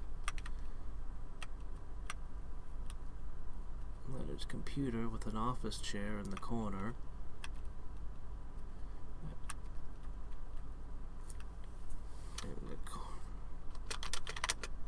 Yeah.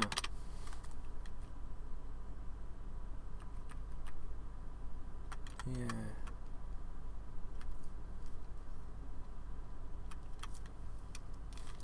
Lining the walls. There we go.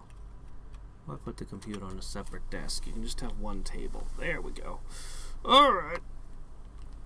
Yep. I hope their rent is cheap, considering how small it is.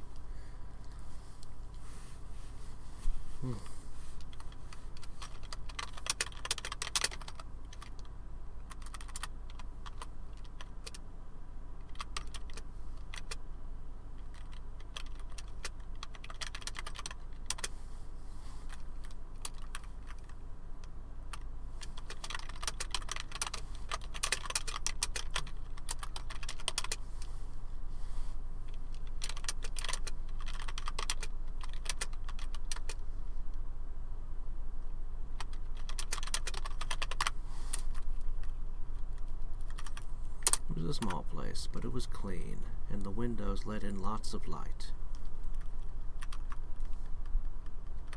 Alright, there we go.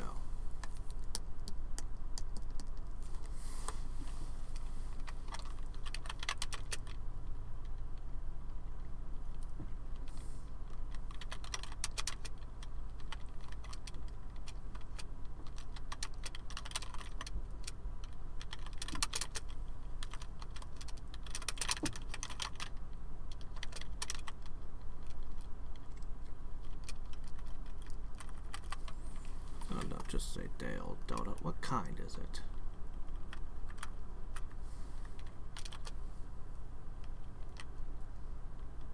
One of those long Bismarcks? Cream filled.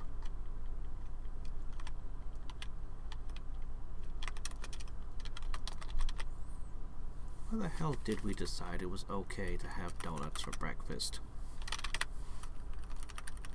Why did we decide that was culturally acceptable? I say, as a person who's perfectly happy eating popcorn for breakfast, anything goes.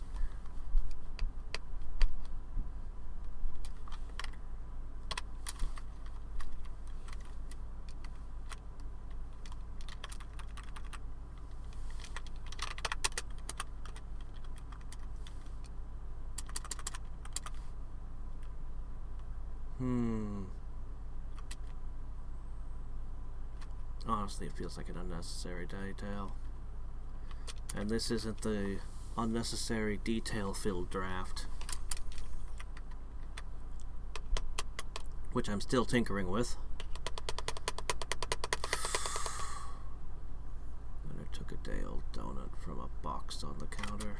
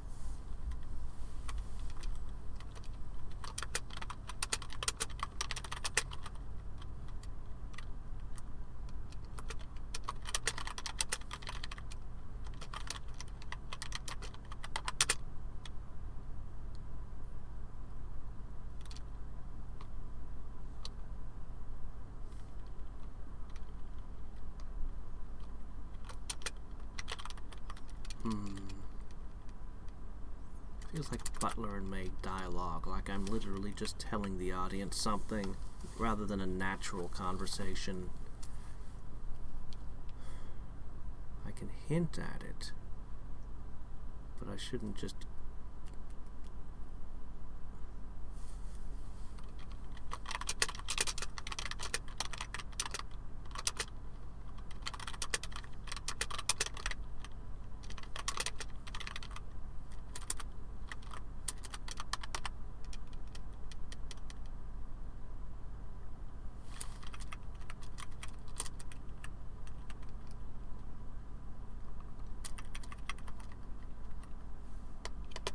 Maybe.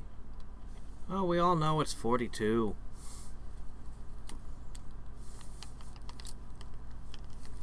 How's it going, Darunia?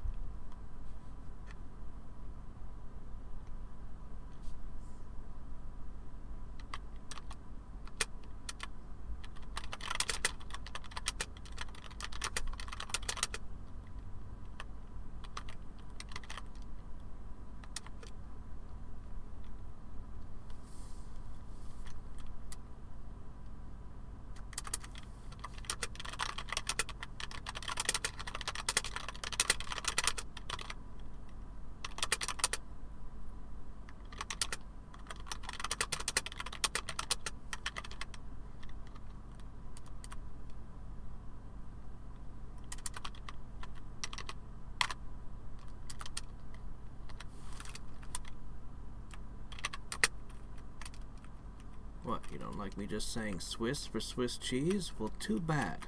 Writing software, you are too particular sometimes. Okay. It was a small place, but it was clean, and the windows let in lots of light. Leonard took a day-old donut from a box on the counter. This is a safe place. I don't need to carry a weapon. Better to have a gun and not to need it than need a gun and not have one. Holly had finished melting a little butter into the toast and was piling on the meat and the Swiss. Oh, I say the Swiss, and suddenly it's okay, is it?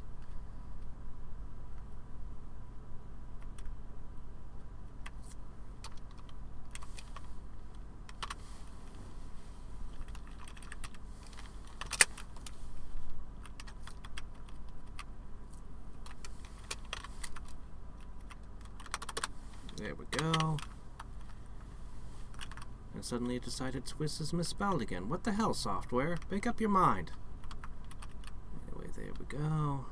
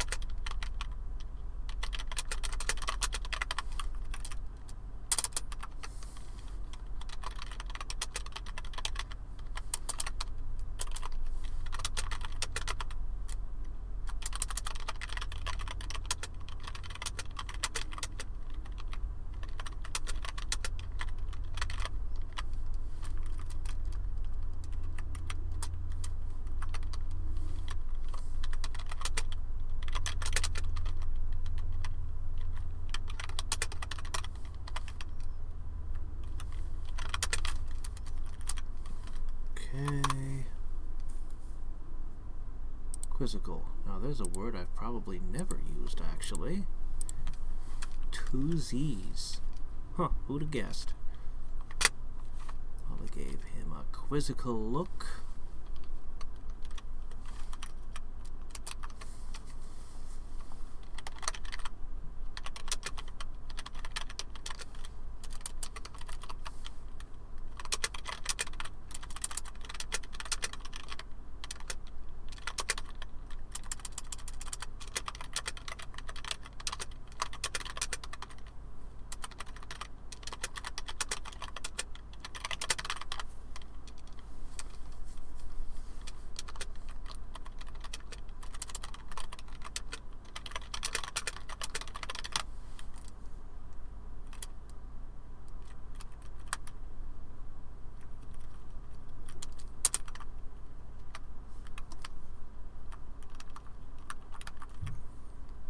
Says a lady who also doesn't carry a handgun. He kissed her on the cheek.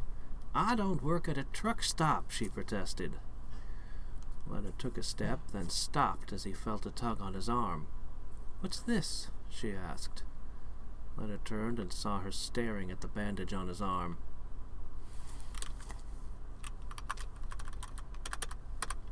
He sighed. Something's wrong with my tat this morning. Aldi gave him a quizzical look. No, I think he usually...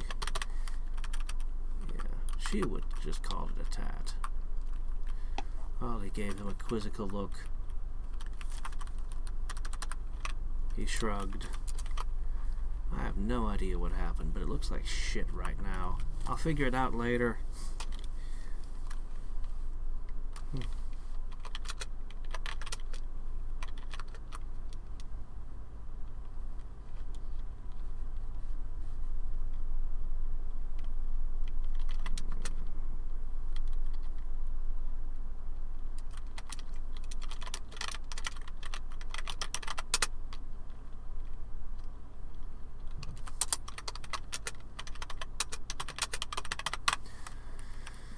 Alright, gave her a hug, she reciprocated, he left for work. Alright!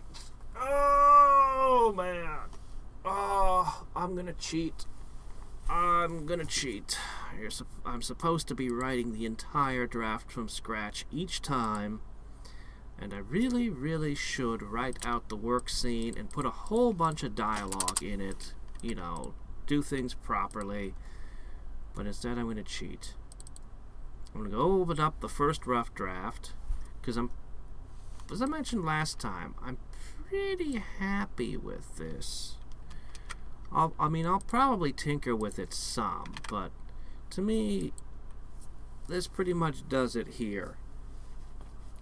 You just kind of skip his workday with one paragraph, because it's not important to the story especially, but you get the feel for what kind of job he's got. As I said, I'll probably tinker with it when we make the composite, and then especially when we do the later drafts, the final drafts.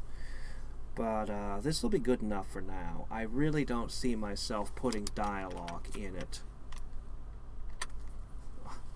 Although the best bits from what we did accomplish in the comic, were in the when he was at work.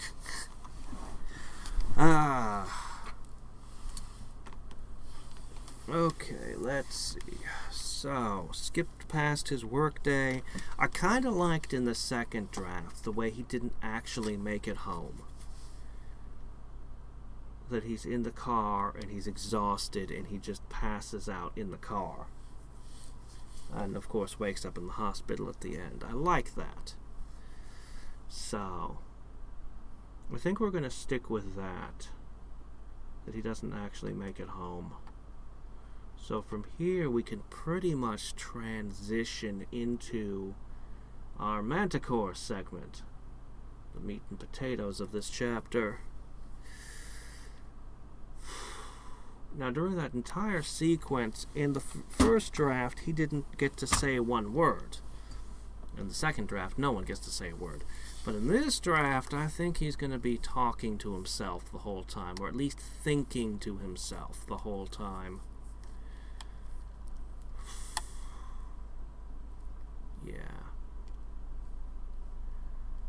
I'm gonna go grab a soda. I'll be right back. Maybe I'll grab some kind of snack. I need to eat something this morning. Put something in my belly.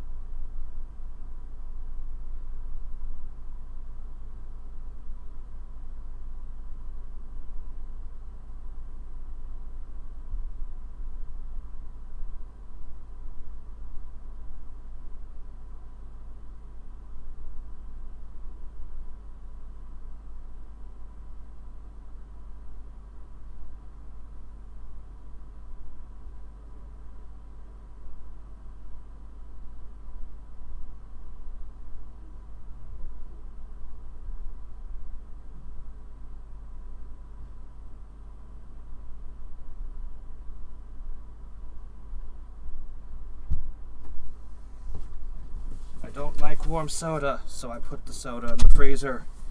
In 10 minutes, I should have a somewhat cool soda and a sandwich. I was just writing about a sandwich. I'm so hungry.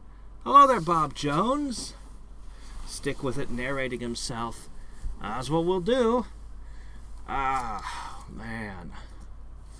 Yeah, I tried having just a little bit of breakfast cereal this morning and thought, I don't normally eat cereal, but I thought this will be fine. This will get me through. And I'm like, no. My body's like, no, you must eat food.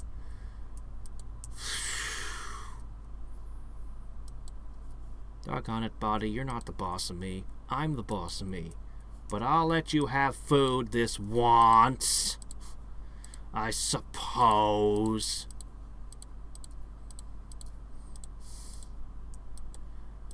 Oh, man.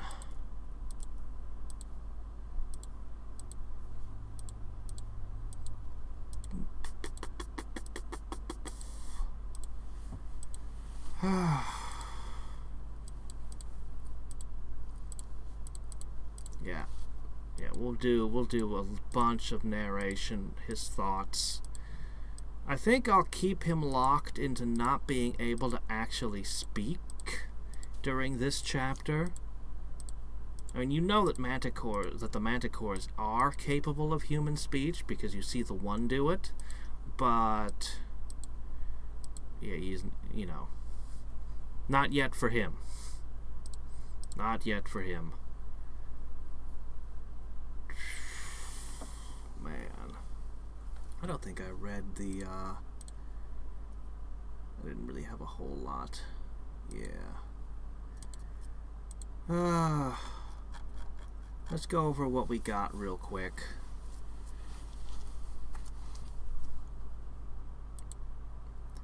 Leonard had the most boring recurring dream he'd ever heard of. Boring dreams might not sound so bad.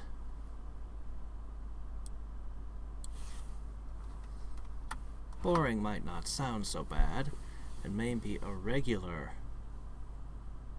Boy, what a terrible opening couple sentences. What the hell? Did I write this? What's wrong with me?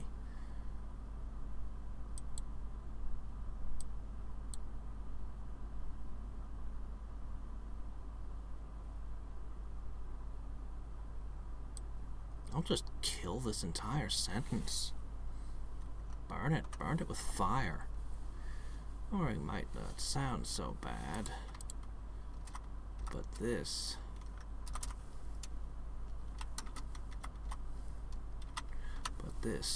was far from a normal dream.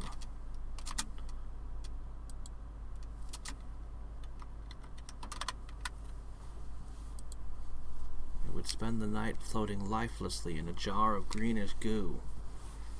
As a cat.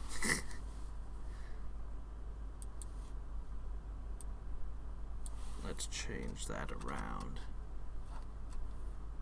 As a cat is not a punchline. Don't put it at the end of the sentence, put it at the beginning.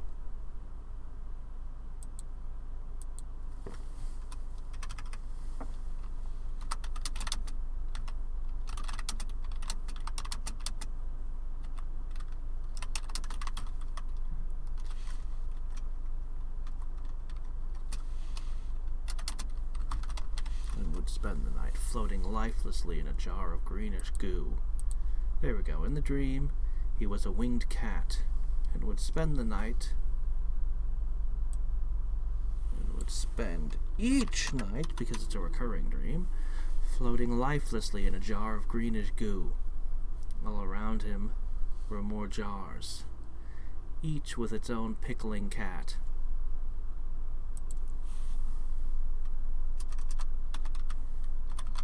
Each with its own pickling kitten. Oh shit, what is this doing here? Ah, boy, we made a total mess of this opening sequence here.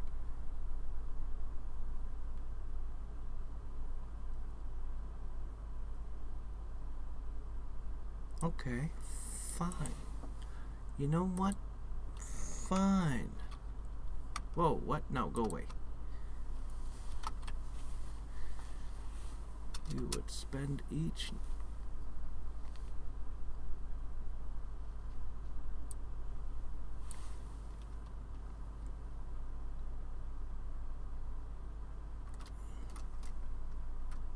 In this dream, he was a cat as well. Or manticore, more specifically, as they had wings, scorpion tails, and uncomfortably human-looking eyes, though these would sometimes narrow to a slit.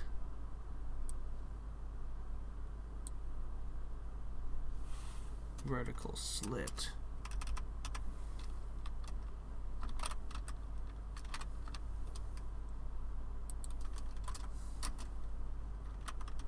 Though the pupils would sometimes narrow to a vert.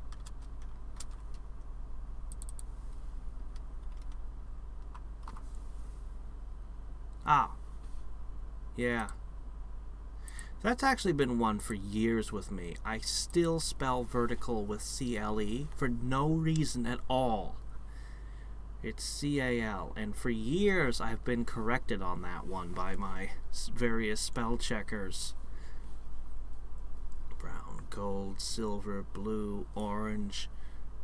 They were in a variety of colors and furred patterns. Leonard himself seemed to be a uniform red. Everything was still, except the occasional weirdo dressed like a plague doctor, but with a World War I-style gas mask. They would wander the aisles, taking notes. Should I really capitalize World War I? I mean, I'm so used to seeing capital W-W and then a 1. Seems weird. I mean, it was the tragedy that destroyed the old world. Pretty much ended the previous forms of government. Monarchies and stuff all went away in the aftermath. But personally, I think Napoleon... Well, let's not talk too much about history.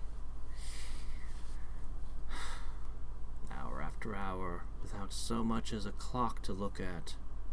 Do other people spend their nights desperately waiting to hear their alarms go off? Leonard doubted it. Though sometimes the alarm wasn't enough anymore, it was getting harder and harder to wake. You told me not to let you sleep in. You know, we're not going to get to have any more of Holly after this for the rest of these 2 chapters. We only get to see her again in subsequent chapters, which we're not working on at the moment. A hand on Leonard's shoulder gently shook him. See, when you read it out loud, you do catch a lot of little things like that. He opened his eyes. The curtains had been drawn to spill warm sunlight onto his face. He could smell coffee.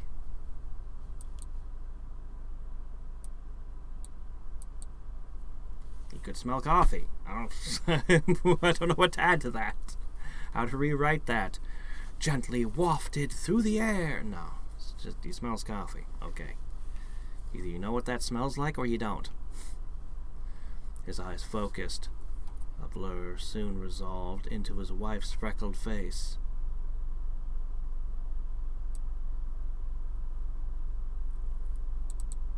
I don't like this sentence. I'll probably fix it in another edit, though. Assuming I don't have a better sentence in one of the previous drafts. She was brimming with excitement. Well, he's keyed to her emotional state, I guess. I didn't describe her really at all. I just said she's brimming with excitement. So he knows she's brimming with excitement. Leonard sat up, still a little groggy. Let me guess, you finally beat that game on your phone? Holly shook her head, a grin spreading across her face. Her teeth peeked out from her pink lips. You'll never guess. But her eyes flicked to the top of the dresser, giving it away.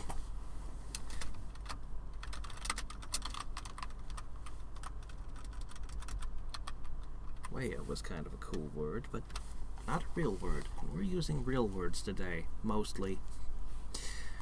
But her eyes flicked to the top of their dresser.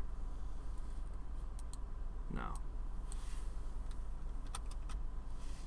But her eyes gave it away. They flicked to the top of their dresser. There we go.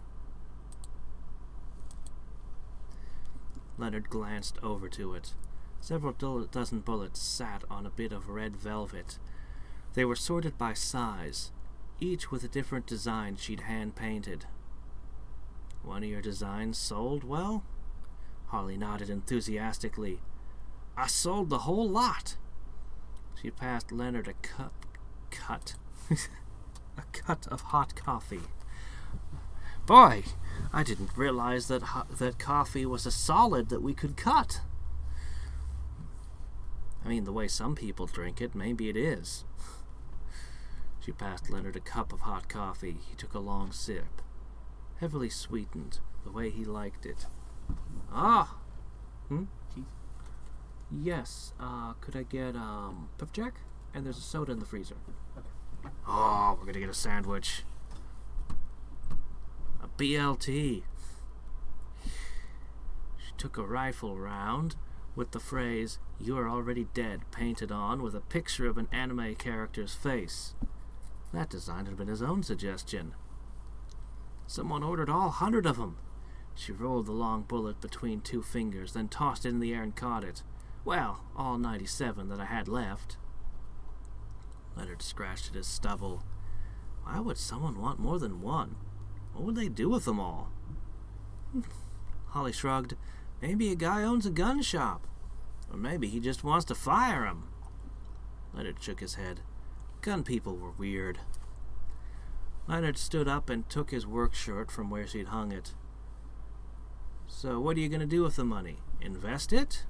The yellow polo shirt with the company logo was getting tight around the middle. Ah! Thank you. Enjoy. Yes. Oh, Schneider, can you answer questions about, do you know anyone who paints models? Remodels? Like Warhammer kind of stuff? Oh. I knew one guy, but not anymore, no. Okay.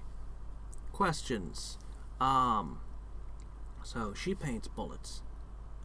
So, do they tend to get paint on their fingers a lot? I'll look it up and give you an answer.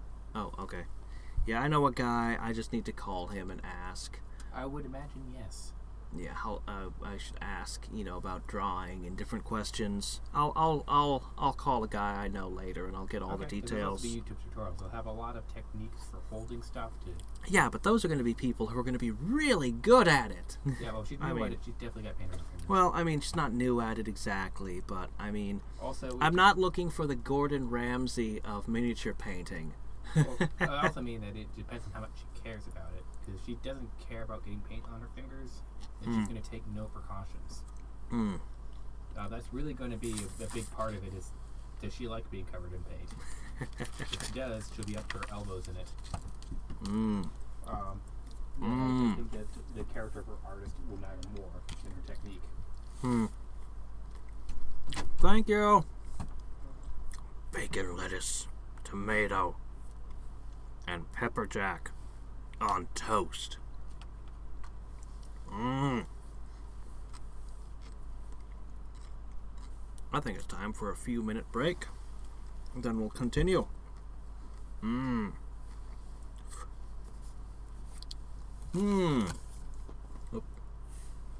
Well, you know what? I'm going to do it. I'm going to basically pause this stream for 5 minutes while I eat, and then we'll come back. Intermission. I've never actually done this in all my years. I've been streaming for how long? Alright. Let me see.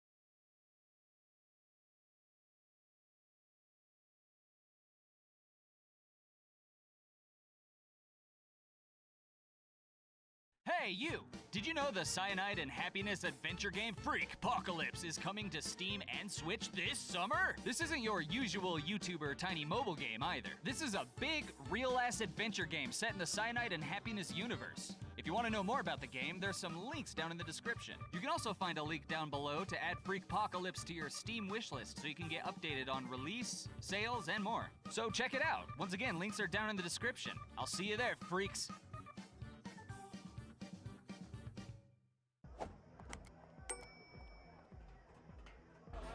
Okay. If I make this shot, you all have to drink. Woo! Hey guys, watch this! Oh, holy shit, you guys! Have you seen Sandy's party trick? Oh, babe, do your trick. Babe, come here, do your trick. No, I can't. You're Babe, embarrassing do me. your trick. Stop it! Babe, Nobody come wants to on. see Come on, my Sandy, dumb do your trick. It's trick. so dumb. Bros, dudes, guys are gonna love this. Oh, she does this thing with her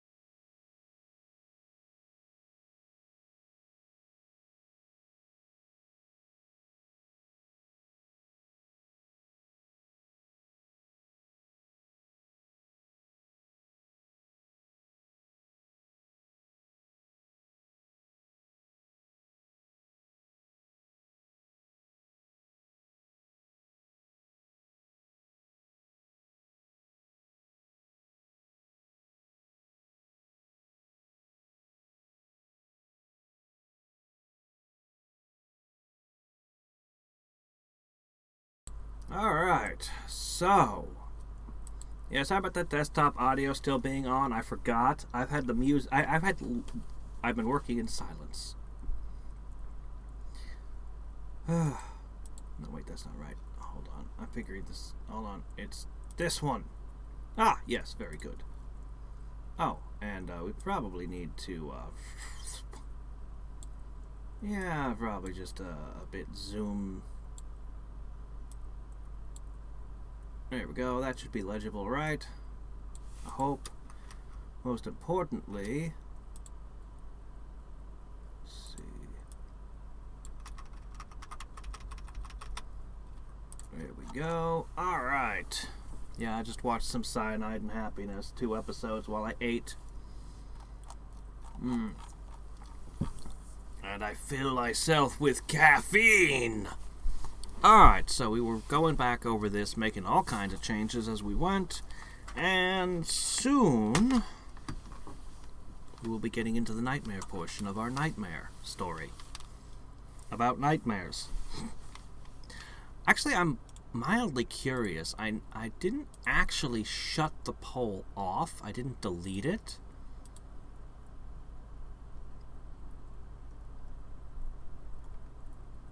Huh. It's gone. I didn't delete it, but it's just gone. Huh. That's strange. Where'd my poll go? Let me try looking it up a different way. I posted the link to it on my Discord. Oh shit, did I post them to my... Did I post it today to my schedule? Ha! Okay, hold on. That's just stupid. One sec. Discord error.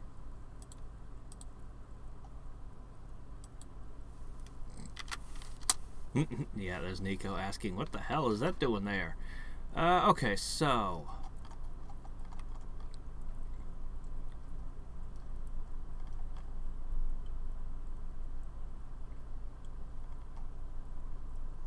There we go. Poll. Yeah, the poll still exists.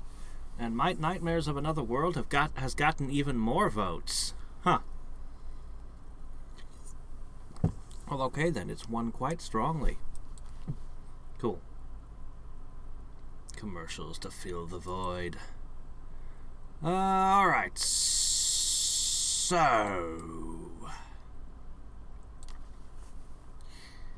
Let's see.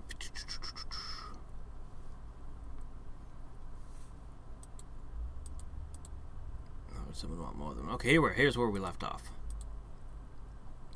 Leonard stood up and took his work shirt from where she'd hung it. So what are you going to do with the money? Invest it?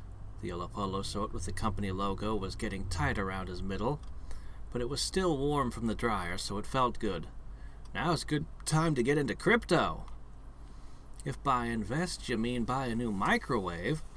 She adjusted his collar, then kissed Leonard on the cheek. And maybe I can finally pick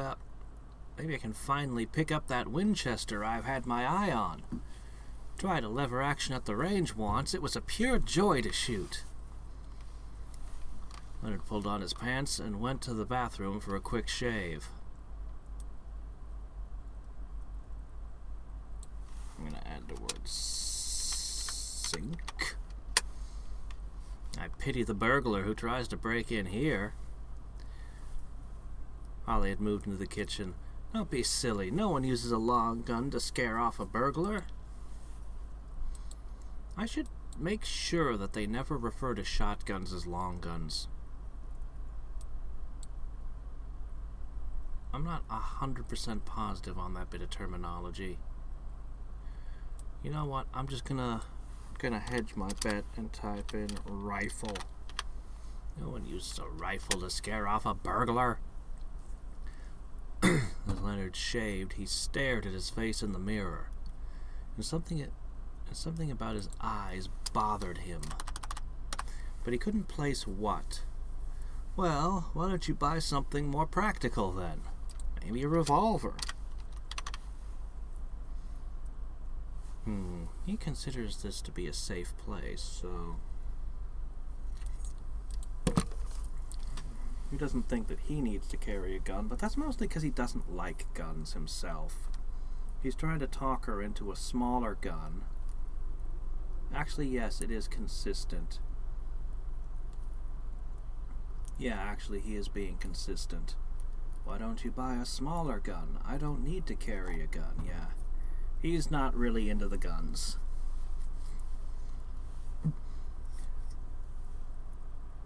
Good idea to write this in a Google Doc. You know what? Why not? I did actually put the first drafts on a Google Doc. I can do that if you guys like. Sure, why not? I'm used to using LibreOffice for all my typing, and Google Docs is just where I back shit up. I never actually have tried writing in Google Doc.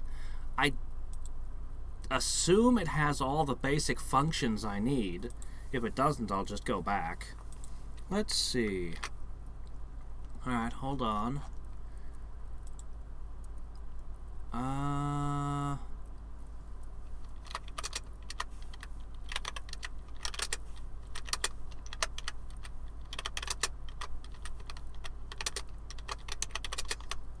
Alright.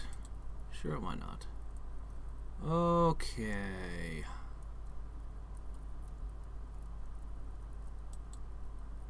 Okay. Anyone on the internet with this link can view.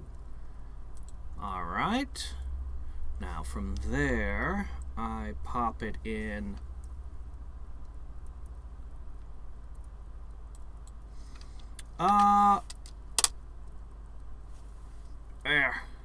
There you go. That should be the link. I just posted it in as... Wait a minute, hold on a second. Ah, yes, of course. Of course, because YouTube is a dick about links. That's fine. Here. Are you guys able to click on that? Are you able to see it? Let me know. No. Oh, wait. Yes. Yes. Yes, it is. Okay, it went through. Boom. Got it.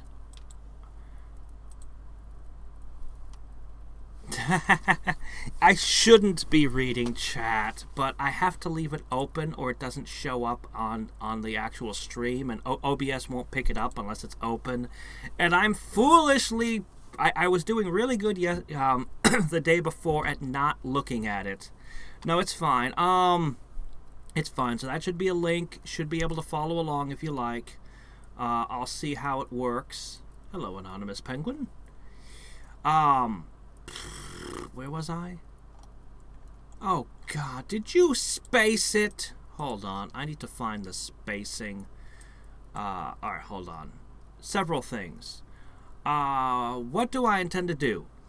I intend to do all my drafts, go through my entire writing process, and then put out a video where I read both of these aloud. Possibly Snyder will provide some art or something, too. A piece of artwork might be nice for the thumbnail. Long term, I don't know yet. I may decide to keep doing this and put the whole novel together in this way, or serialized story, or however we want to consider it. Yeah.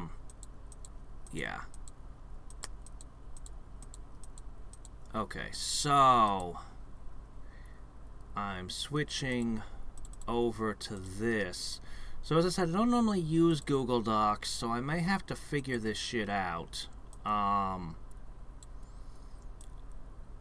So far, I see that it's got a lot of bullshit I need to fix. So first of all, it's decided to automatically indent everything. And for whatever reason, I'm sure it's super helpful, but I absolutely despise indents when I don't tell them to be there. I despise when it automatically wants to indent everything while I'm typing, so I have to turn that off.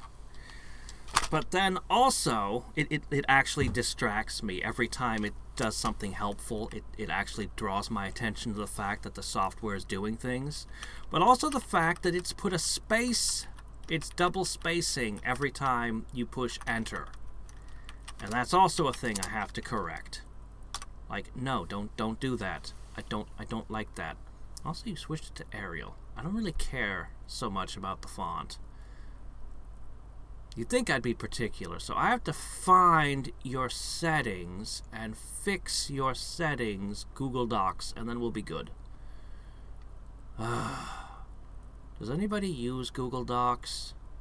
Does anybody know how this shit works? It's gonna be under formatting, right?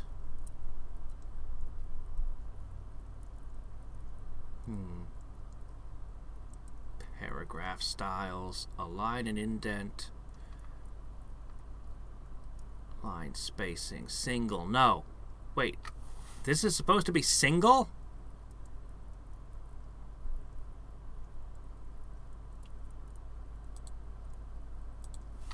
Hold on. Control A, format.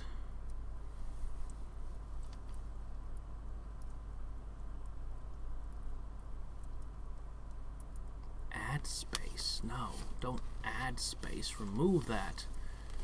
Huh.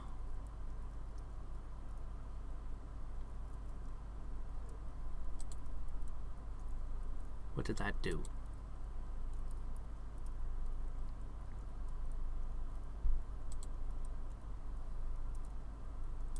I can't tell that that actually did anything.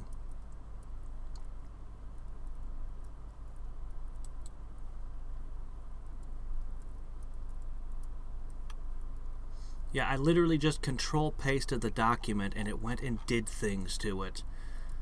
But I need to be typing and writing. This is just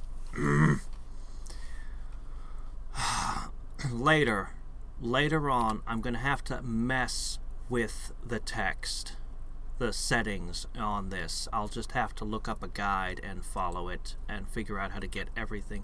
Ooh, what's this? Paste without formatting? Ah, yes, please. Okay. Paste without formatting. Thank you. Why isn't that the default? Okay, now what happens if I push enter? No formatting. Ah. Okay. Yeah, I don't have to fuck with anything now. Except it's... Yeah, no, everything's perfect. I'm happy. I am satisfied. Okay, now let me make sure that everything is visible on stream and we're good.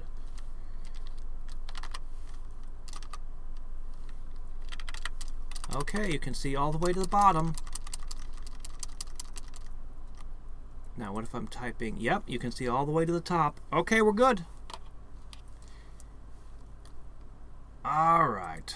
So we're going to finish coming back up to where we were, and then we're going to right into the moment you've all been waiting for.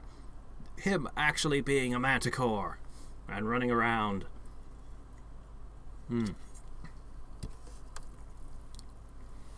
I just don't like handguns.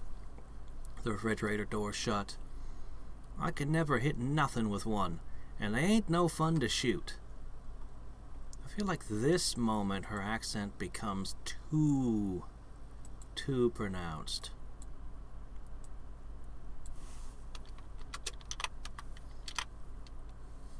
See, we're trying to stay light on it.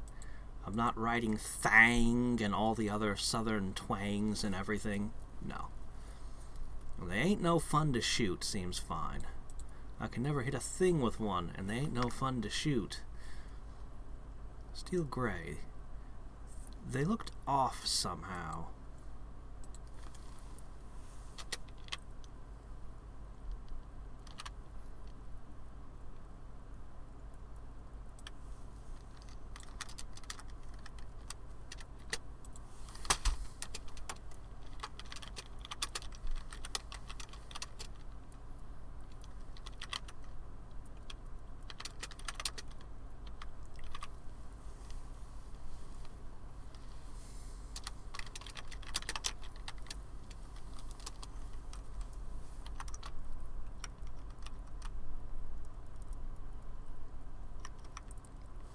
Sides. Shotguns are the best when you want to scare someone off your property, and we got 2 of them. So what would we need a pistol for? As he was drying his face with a towel, he noticed something wrong with his tattoo. It had lost its shape and become a blurry mess.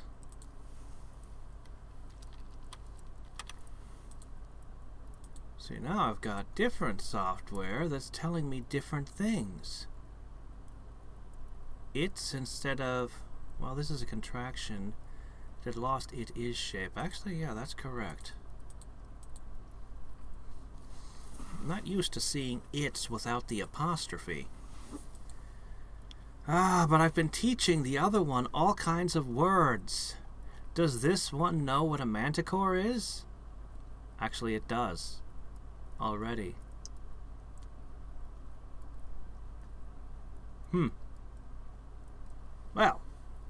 Well, okay then. He frowned at it and brushed it with 2 fingers, as if there were just some dust covering it. But you know, she paused thoughtfully, if you're saying you want a handgun, she stressed the word you, to carry while at work, then I'd be glad to buy it for you. You are saying, yeah, that's true too. Google Docs. Are you trying to be superior to LibreOffice and make me never want to use LibreOffice? Just don't F with my formatting and I'll be okay.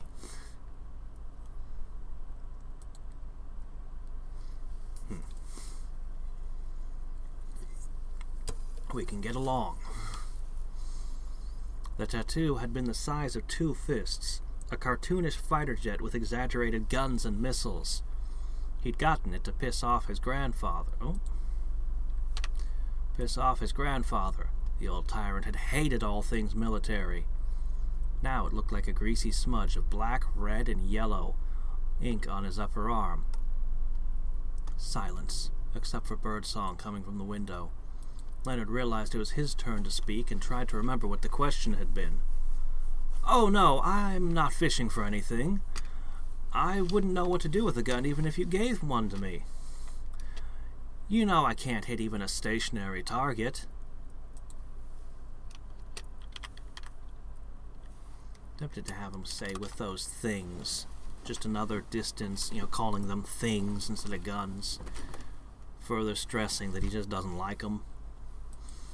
The wrestling in the kitchen resumed. Well, I guess that's so. Leonard found Holly's trauma kit and borrowed a bandage. He wound it around the unsightly mess on his upper arm, covering the eyesore until he had time to think of what to do about it.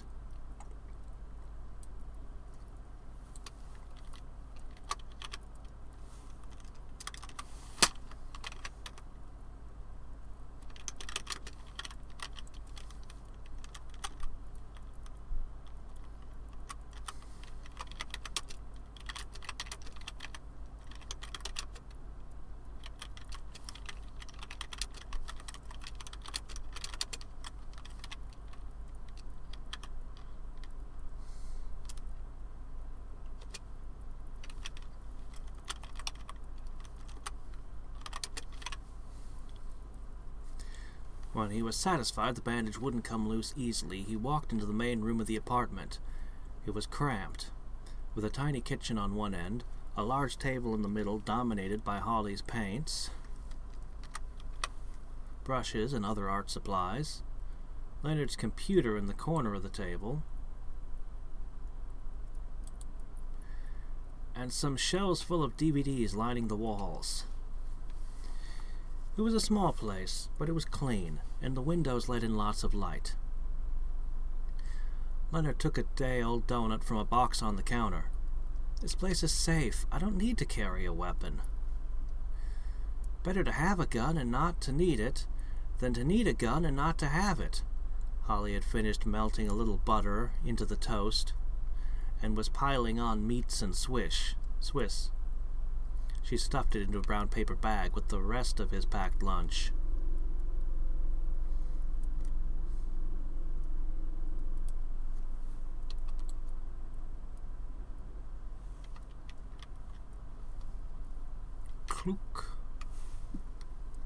Cloak. Cloak. What?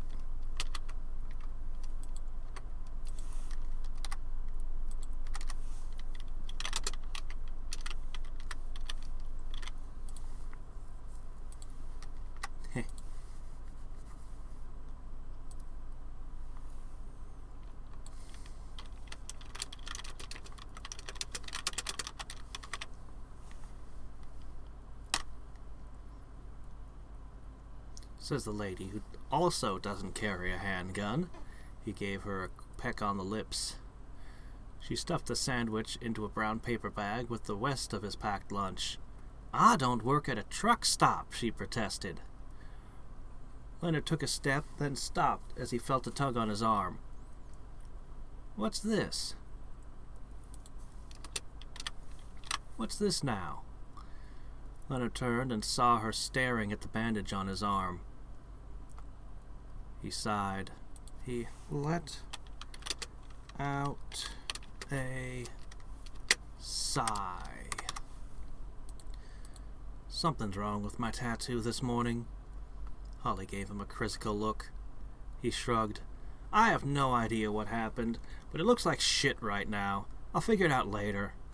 He gave her a hug. She reciprocated. He left for work. And we copy and pasted from the previous draft here.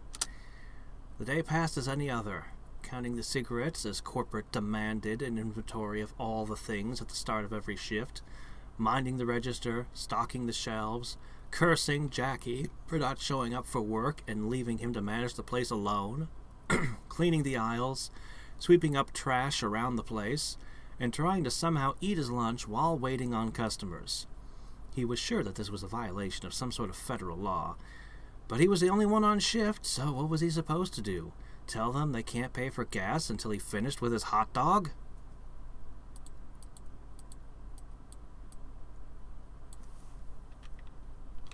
We have made an alteration since that draft.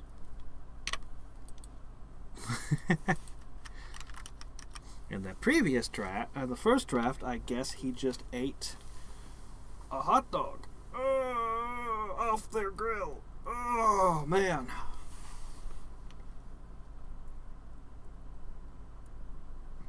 As an Australian, you don't know a single person who owns a gun? Well, I'm an Alaskan. I know some people who don't have guns, but most of the people up here have guns. I literally live down the street from a shooting range. And she grew up in a tough neighborhood. She's also kind of her family is into gun culture. She's obviously into, a gun nut, as we would call it. So, yeah. But, he's a city slicker. And he's just like, what do I need a gun for? Yeah. No, it's a thing. In certain parts of America. Believe it or not, Alaska is not even the gun crazy place in America. Alaska is just kind of middling. There's a lot of hunters up here. But and I actually have when I was in high school, I had a teacher who had an arsenal license. He had that many guns. But down south, there are places where the kids in school are given rifle practice in school. There are actually places that do that. They say there's a quote of why America could never be invaded because there's a because there's a gun behind every blade of grass. So, yeah, there's certain stretches, especially in the South, where just they don't understand why people wouldn't want guns.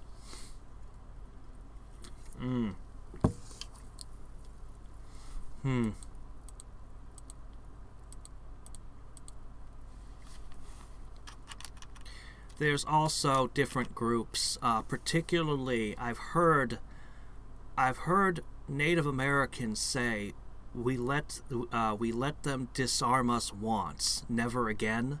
Like I've heard things along those lines come out of specifically Native Americans, some of them are very intensely 2A. And given... Anyway, we're not going to get into history right now. But yeah... I myself am not particularly comfortable around firearms, personally. Like, I don't like them much. I have shot them at a range specifically because I've had action scenes. I mentioned before the lever action rifle that I fired, so that I would get all the details right. I think I also fired a shotgun. Yeah, I think I did. There was a girl there that described it as holding a sonic boom. Man. Anyway, yeah.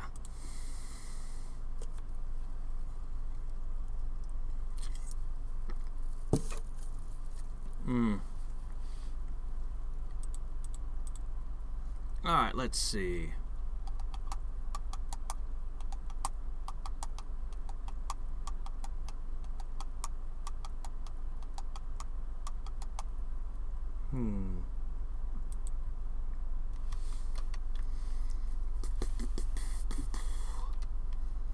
Alright, so he's gonna wake up as... Oh no, he's gonna be in his car, he's gonna pass out, he's gonna be a manticore. Let's see... I gotta shift mental gears now from editing mode to writing mode.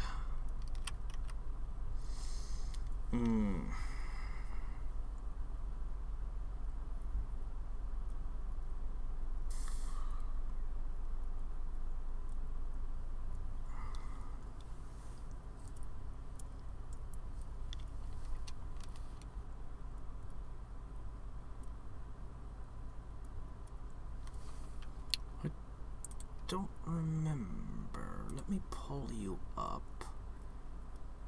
Dialog free episode 1.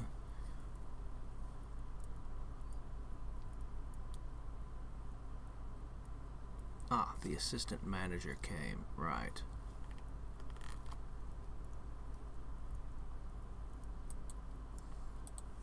Here we go.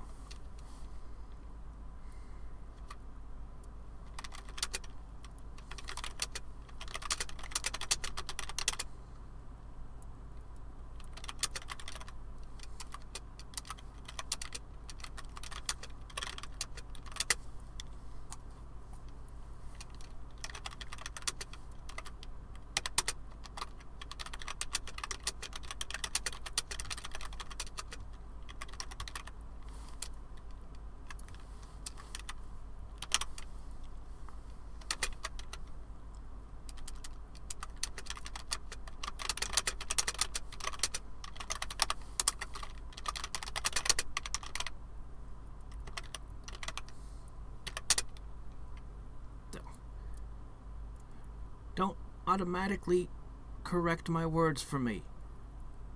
I need to correct them myself so I learn proper spelling.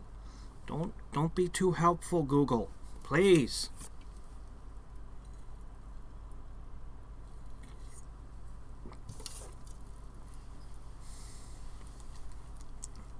Alright.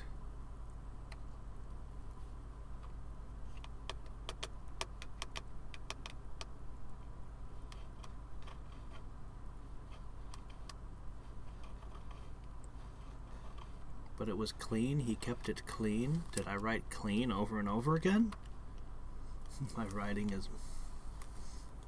Your writing is model. Alright, I gotta stop looking at chat. I was starting to have momentum, and I let myself get my momentum broken. Let's keep going.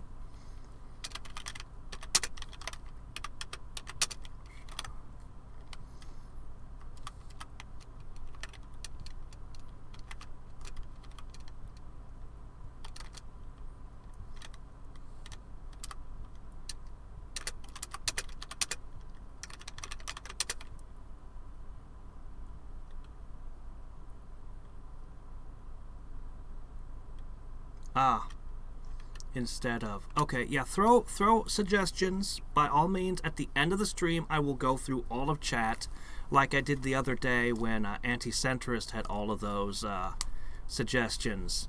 I'll definitely go back over this and see all your suggestions. I just need to keep going forward. Yeah. For a second, I thought, anyway, it's fine.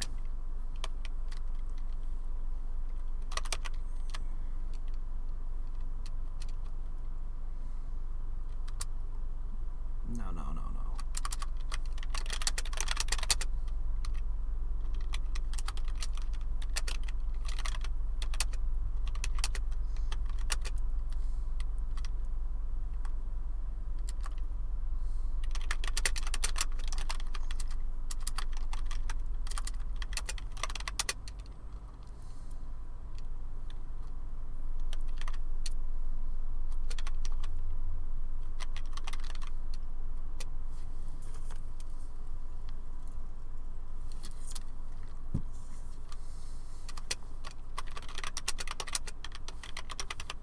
Oh, right. Another important thing I should have done. This link. Hold on.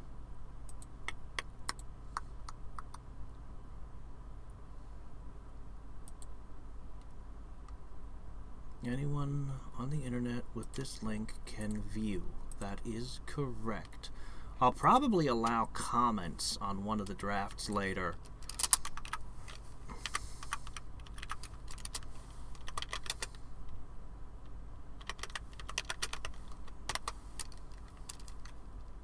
There we go. I just threw it into the description. The link. Should have done that right away. Yeah, I'll allow for comments later on. There's no sense in. Well, we'll get to that later. All right.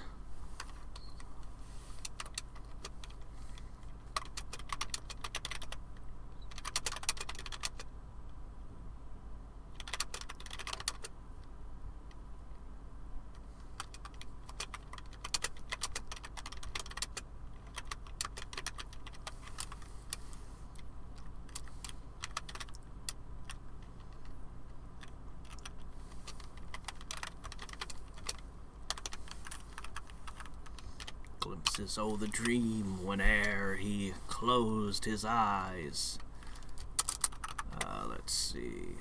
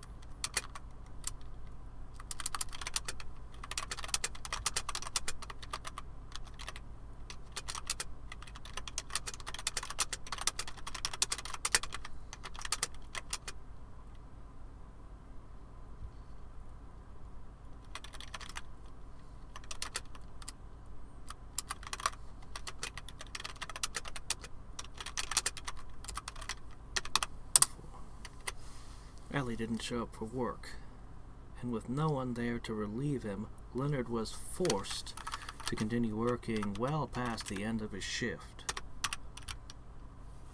By the time the assistant manager came in to relieve him, Leonard was exhausted.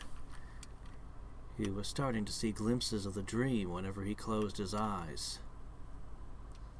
He chugged an energy drink on his way to his old Toyota and waited for it to kick in before he would attempt to drive home. Alright, we've got the dry details. Perhaps we can add a little bit more here, particularly this line.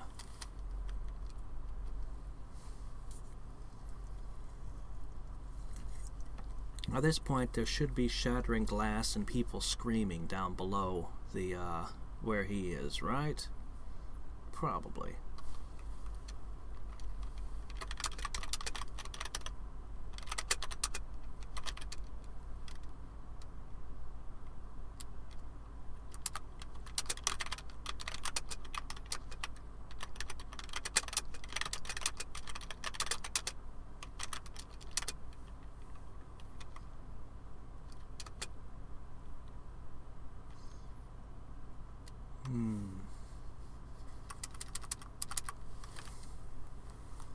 kind of want a thing where he reacts to breaking glass and no, all the freezers are fine, like nothing's broken,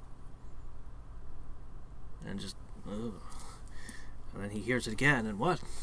I kind of want to do a scene like that, but it's I don't know.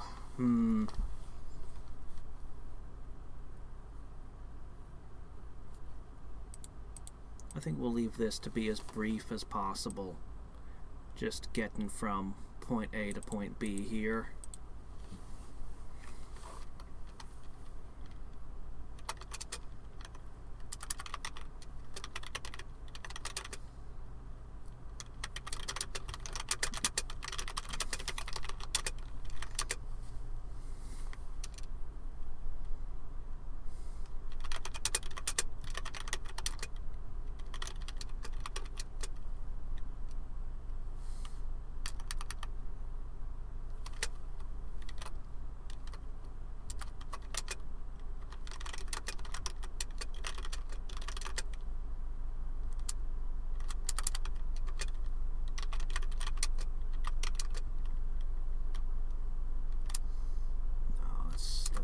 Let's just go with this.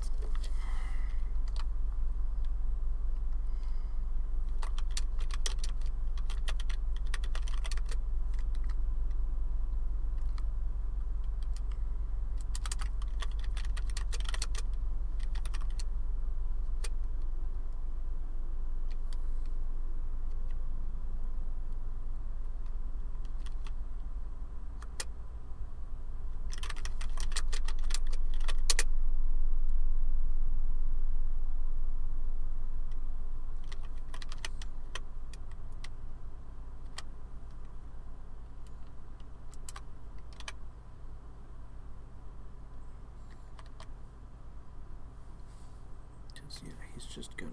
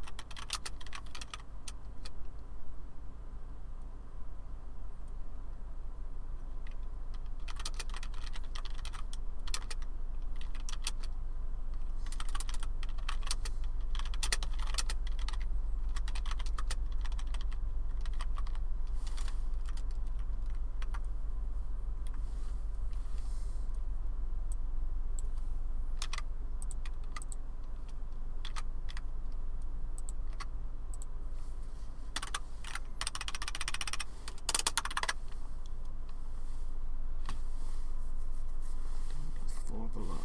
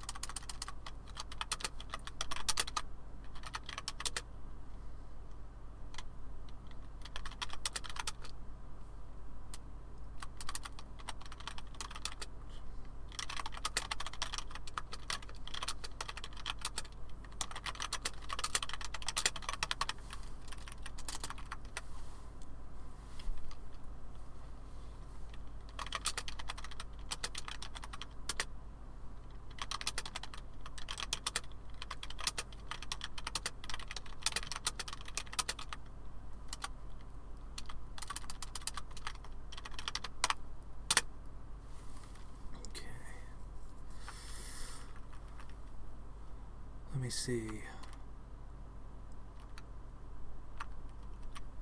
He chugged an energy drink on his way to his old Toyota and waited for it to kick in before he would attempt to drive home. He was startled by the sound of breaking glass, but after looking around he concluded that it must have been his imagination. He turned the key and reached for... The steering wheel rose up and hit him in the face. Breaking glass. More breaking glass. It came from somewhere below him. There was a scream. The sounds were distorted, as if he was underwater. He was in a jar, surrounded by goo.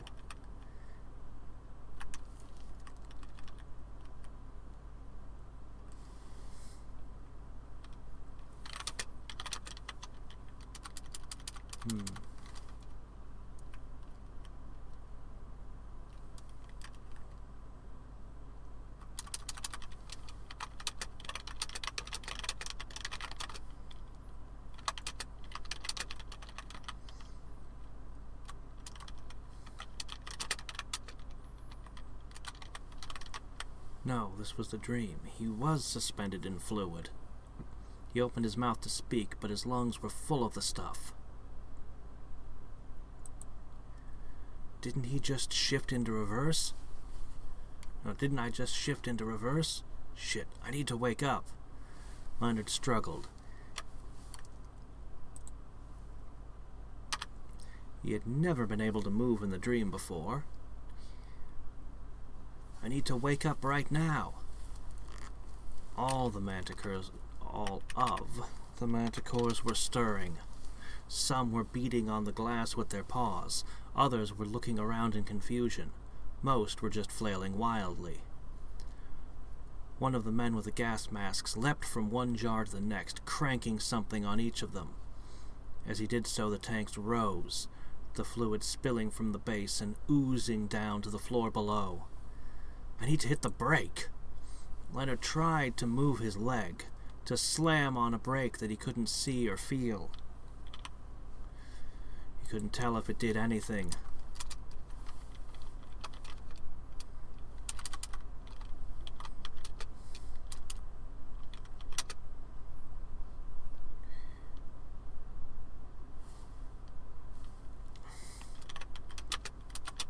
He tried using his arm to grab the stick and shift gears. No, parking brake.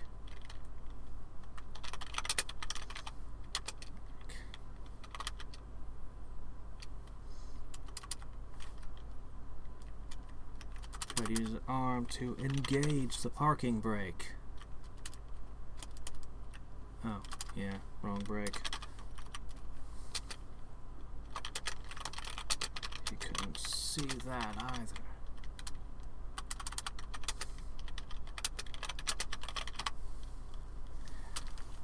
The masked man was up to Leonard's tank, and I've been calling him Jar in this draft. I'm gonna have to figure that one out. Started to rise.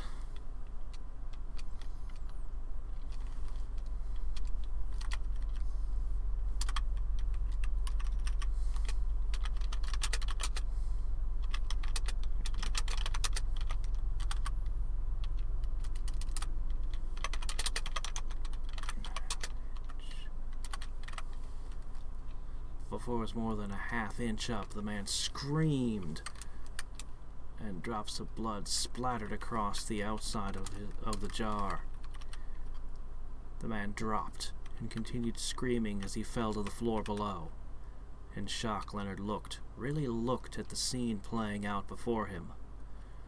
The floor below was littered with broken glass and bodies.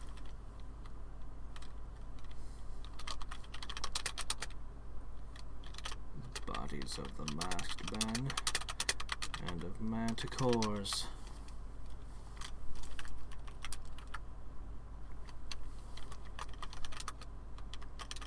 There were men with spears.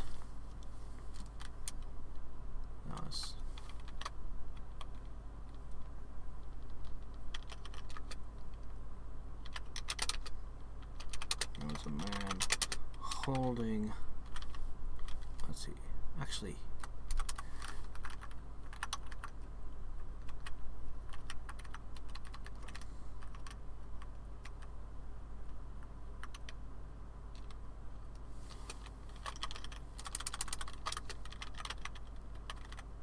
a spear tip protruding from his right shoulder.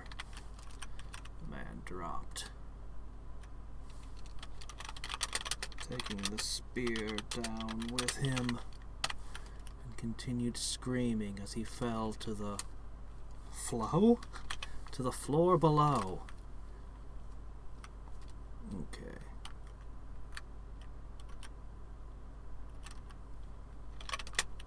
As he fell to the floor below. Are you calling it the floor below? I'll call it the ground floor this time. The ground below was littered with broken glass and bodies.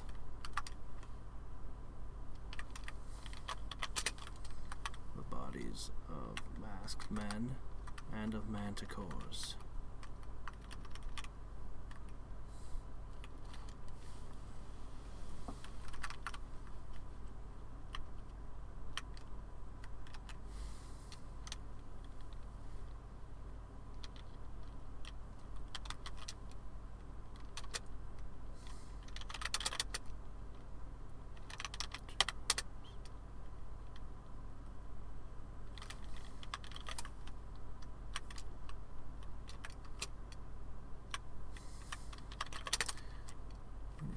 Comma here, another pause.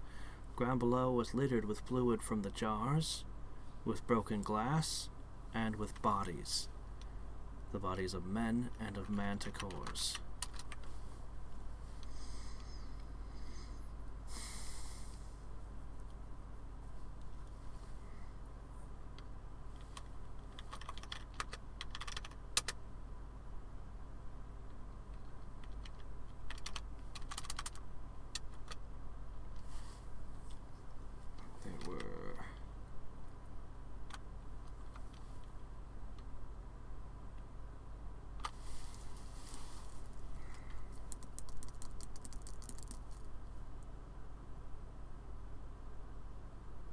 Got a pretty good description from one of the drafts of them. We should try to write a new description of them. Oh, I can pick the best bits from each. Oh boy. So, in the past I described the muscles as being lumpy, as being kind of stuff. Let's see, how can we describe it this time? They've got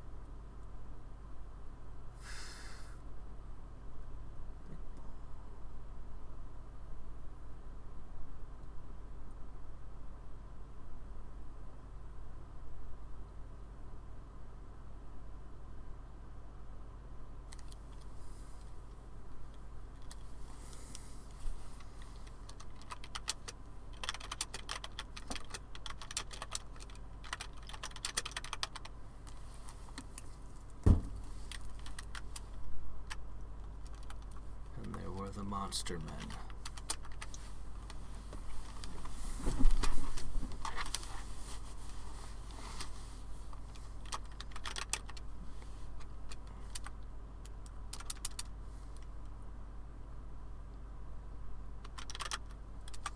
Towering.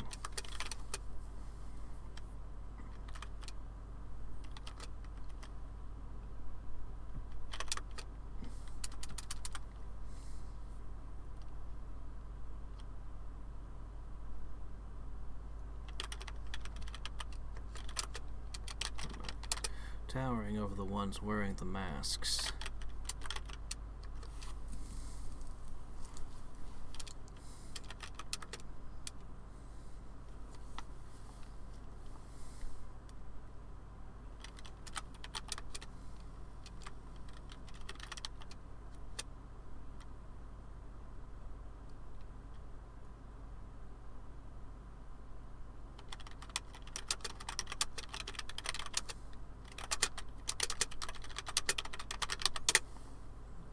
Towering over the ones wearing the masks, these men's bodies look like something out of a horror movie.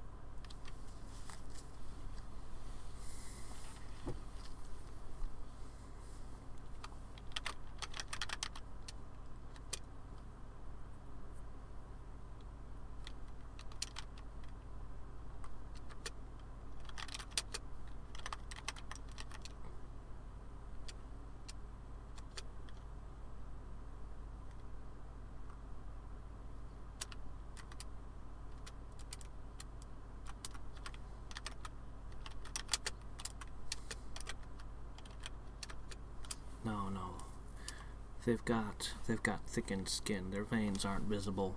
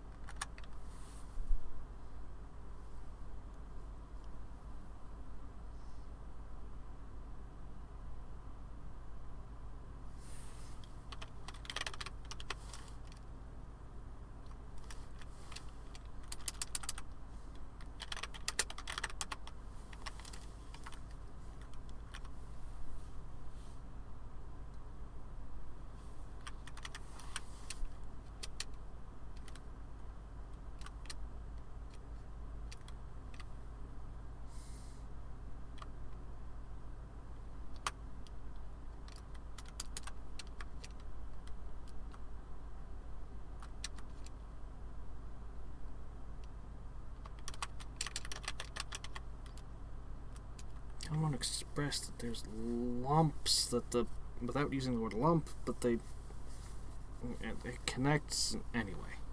You know what, this will be fine for now. And they're not all identical either.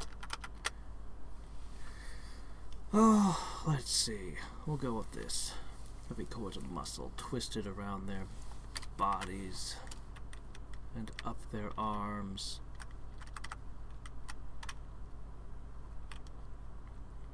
And there were the monster men, towering over the ones wearing the masks.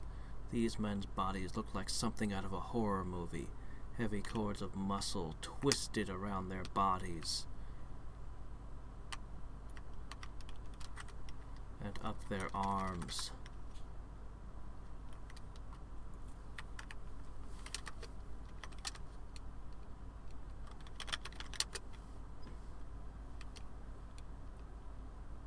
Into their meaty hands. Muscles that slithered like snakes when they moved.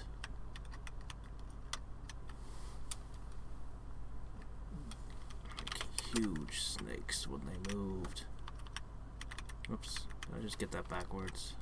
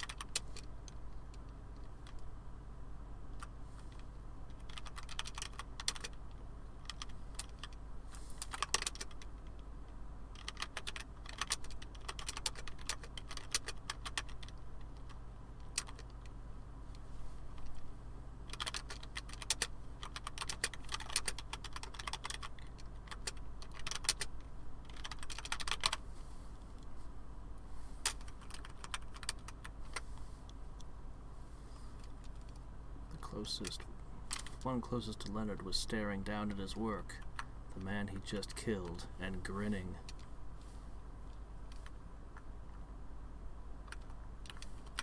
Wickedly.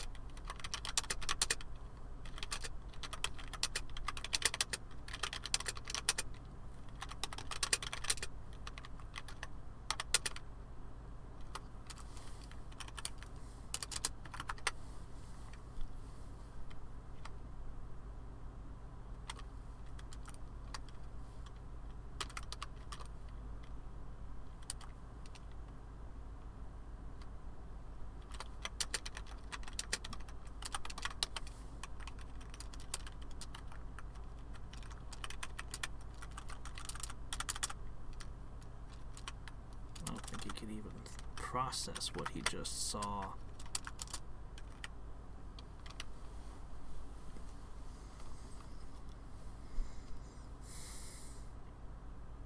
No, he can't even process what he just saw. He's still just looking around in shock.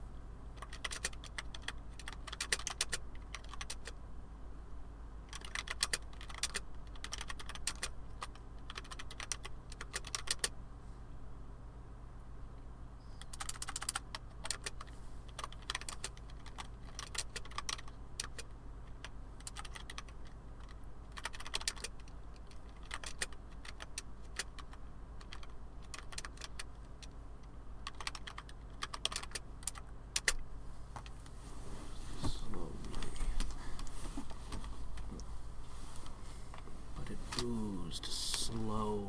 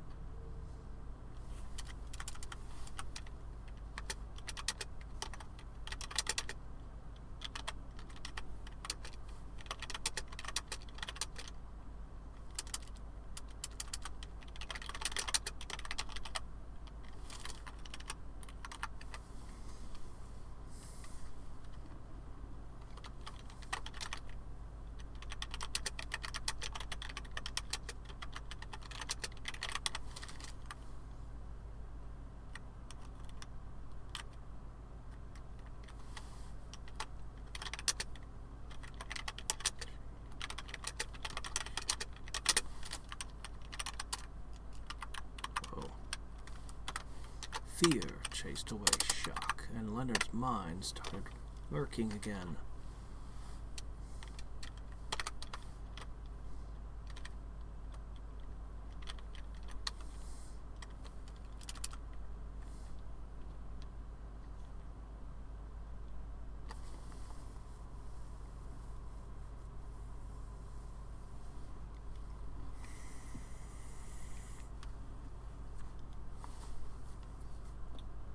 That was basically the cutscene, and now the gameplay can begin in a second. We'll start with a QuickTime event. Let's see.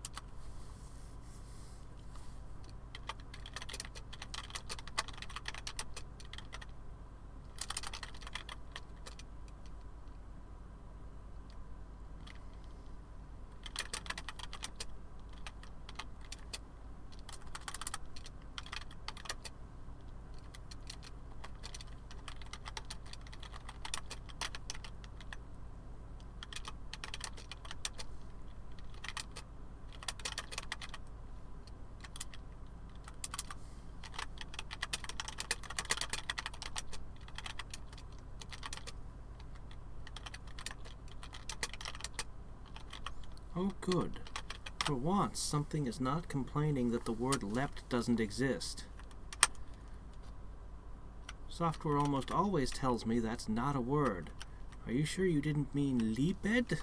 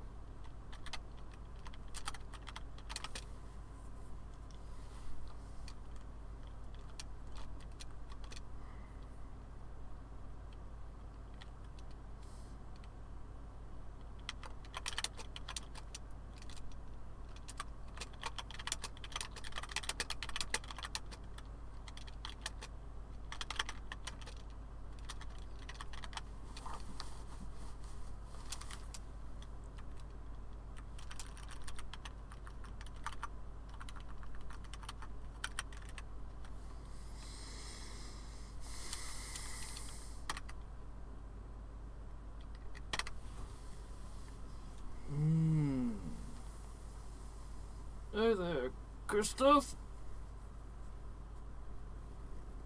Oh, I don't even know what TPT2 stands for. Oh, off the top of my head. I gotta figure out.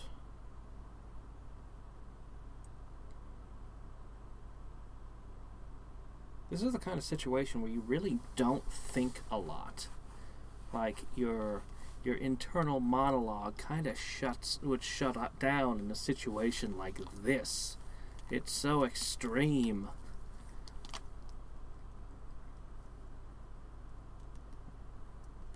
You're either in denial or you're just trying to survive with all of your faculties on survival.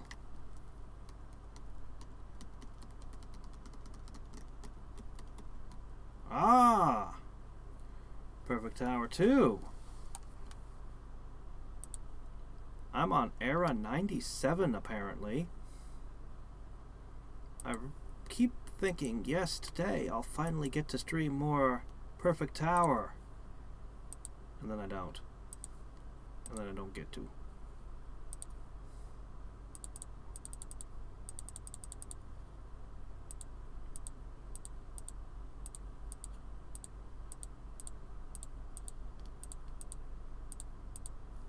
There we go.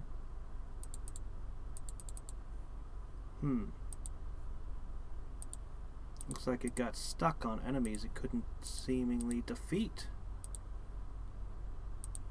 I bet they're regenerating faster than it's dealing damage to them. Huh. I don't know how you get out of such a situation.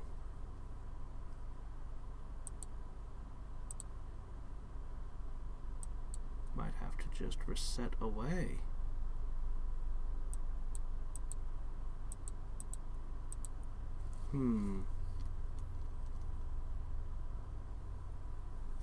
I don't know exactly how the nature thing works.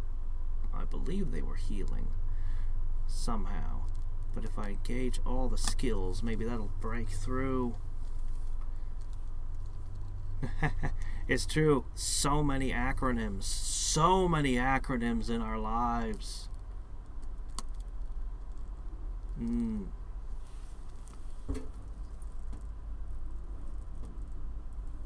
Alright, Super Tower, Temporal Barrier, Titanium Hull, Super Multi-Shots.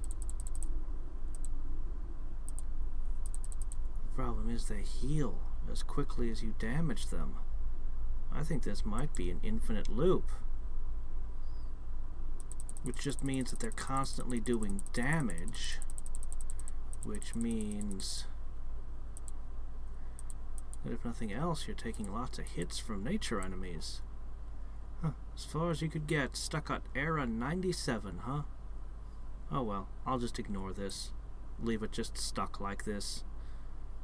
Until I'm done with my stream. Alright, back to what is he thinking?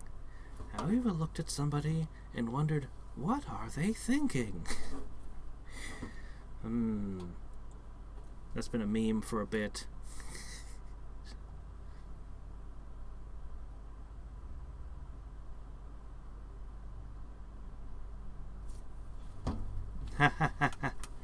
Path of Exile, Pillars of Eternity, Plains of Adalong, Power over Ethernet. Yeah. Oh, so the guys wearing the masks, they're more or less regular-sized people. Probably a little bit shorter than the averages we're used to in our cultures. However, the guys with the spears are, like, significantly taller. They're, like, they're pushing 7 foot tall. The manticores, however, they're kittens. Okay, they're a little bit bigger than an actual house cat's kitten, but think of them as, like, the size of like, a tiger kitten. They're not that big. They're small. They weren't even supposed to be out of the tanks yet. But anyway, yeah, they're It's so from the perspective of a cat, yeah, those are really, really big. Those people are huge, massive. It's not a fair fight. Even if you go all in on just I'm gonna claw and bite, it's not gonna do shit. Now, a fully grown manticore would be a whole different ball game. Oh, yes, I can, actually. I can visualize things with my mind's eye. I'm not great at it. I'm not like an artist who can really do that, but I do mentally practice taking an object, closing my eyes, and then picturing it and rotating it in my head. I do some of the mental exercises that are supposed to make you better at visualizing, but, I'm not terribly good at it, but I can do it. Yeah. I do have different mental exercises for different things I try to do. Basic math, memorization, that sort of thing. Yeah.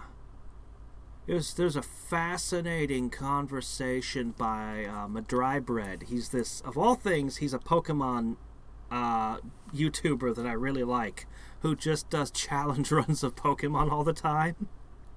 I don't even know why I watch them, but I do. It's the stupidest thing.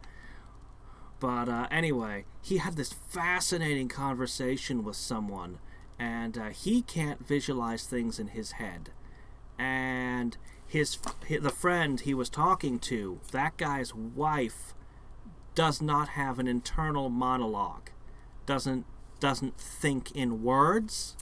It's interesting because as a teenager I discovered it was possible to think without using words, and that it was actually extremely fast, but it was also kind of uncomfortable and I didn't like it, and so I didn't pursue it. But as a teenager I realized it was possible to just think without words. And obviously I went about as far as you can go in the other direction. But yeah, apparently it's like 1 in 10 people don't actually have an internal monologue. They don't think using words. I'm not sure of that number, but it's actually a fairly large percentage of the people you meet. Can't visualize at all.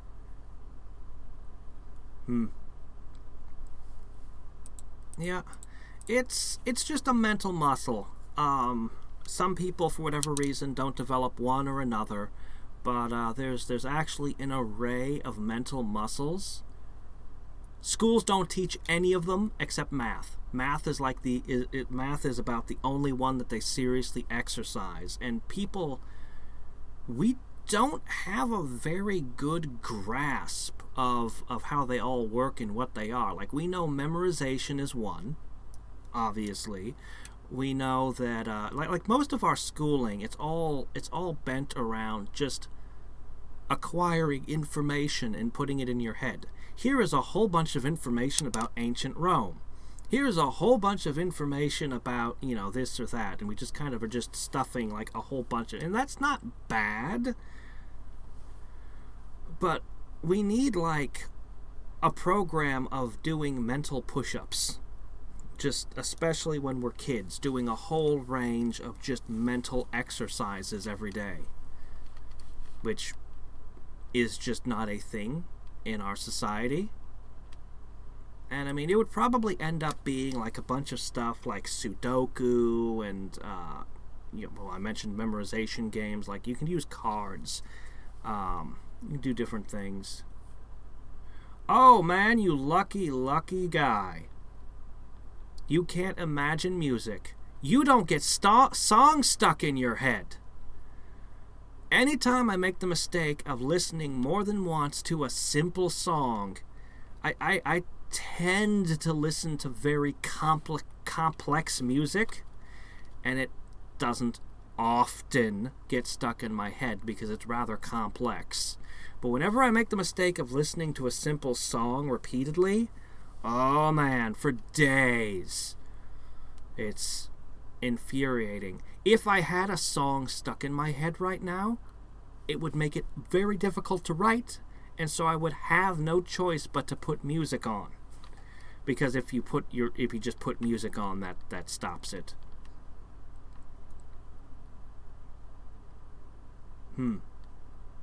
Well, then you can imagine music. If you get songs stuck in your head, that's imagining music right there. So you do have that then. Well, that's unfortunate. I thought you had a cool immunity. Yeah. Alright, let's see. So, we're actually most of the way through this. You don't display the word count down here. Well, that's okay. I'll just go over here and I'll say boop, and you'll tell me 2,100 words. Now, for comparison...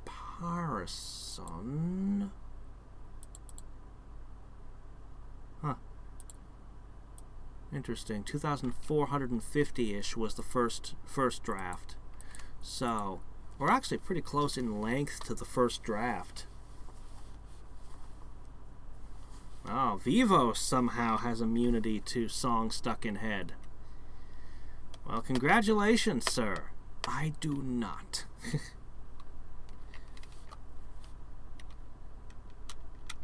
Alright, let's see. Instead he coughed and began heaving up a lungful of the ooze.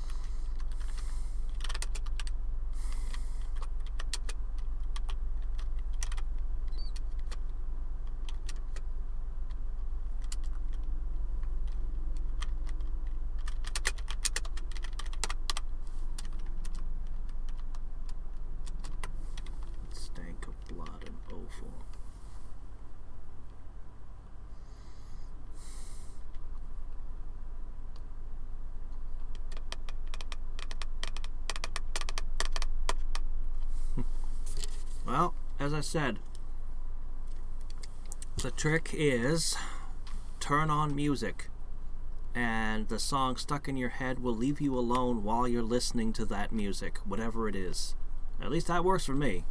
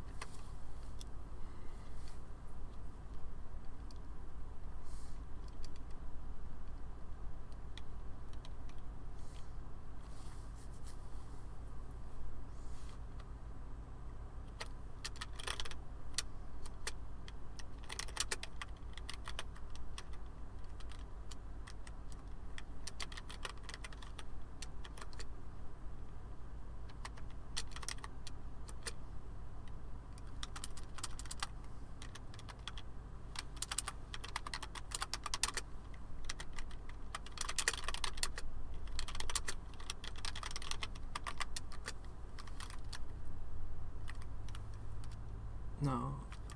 No, that's possessive, belonging to. That's the correct it's.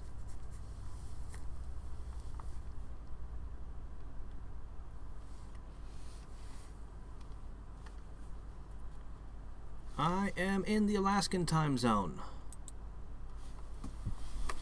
So it is 8 p.m. right now. I've been at this for 5 hours, minus 5 minutes to, or 10 minutes to eat a sandwich.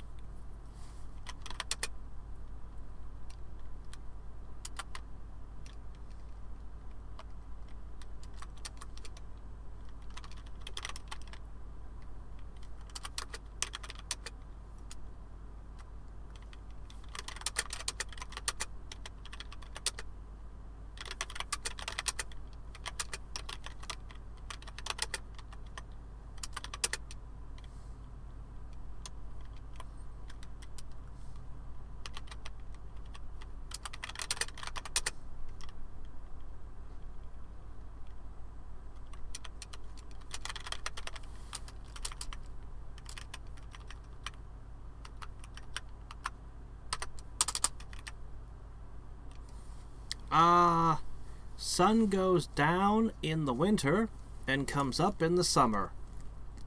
Honestly, I don't know what time exactly the sun rises and sets at this particular second. We're gaining daylight at some absurd rate. I think at its height, we gain something like 11 minutes of daylight every day. Something like that.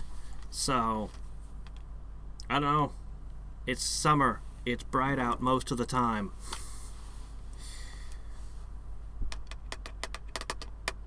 This is the land of the midnight sun. That's literally what locals call it.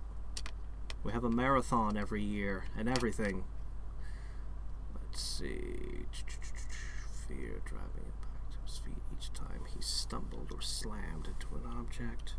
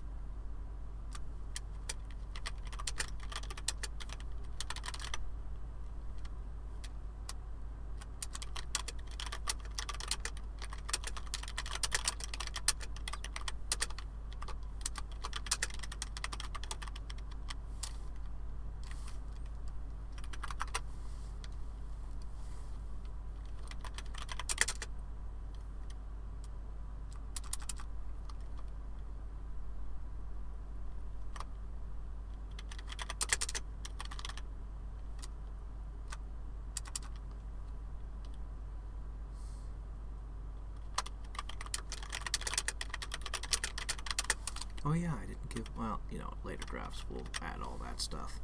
Whatever, it's fine. It's already in the first 2 drafts, so I don't have to worry too much about that.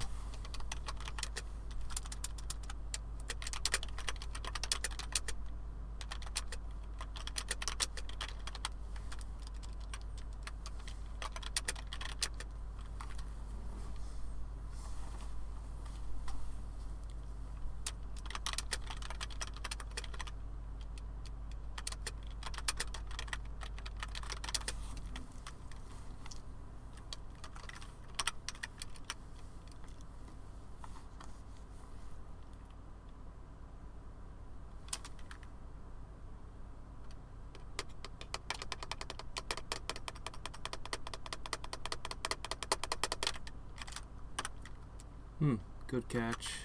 Yeah.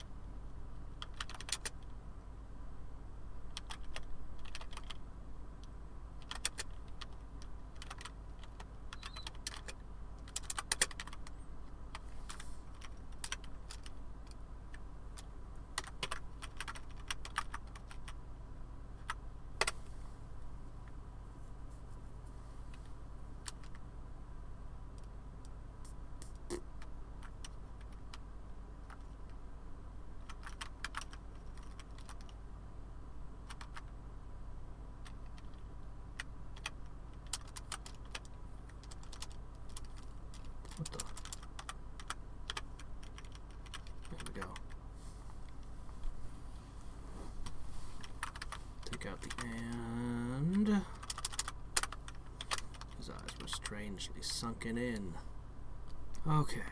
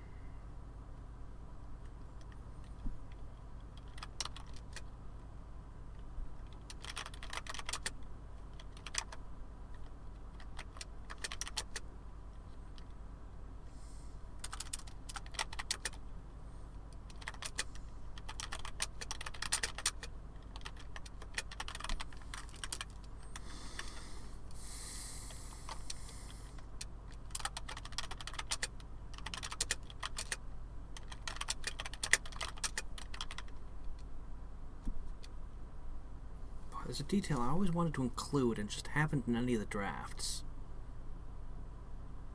I don't think this is the moment for thinking about it, but it's always been there. His, you know, I should definitely work into the next draft, at least the wedding ring in the... His finger's gotten fat enough that it's stuck. And, in his manticore's body, there's a little indent on his paw where that finger would be. Just a little indent. And I've loved that detail for weeks. And I absolutely want to include it, but this is just not the moment for noticing something like that. Because we've got glass sticking out to deal with.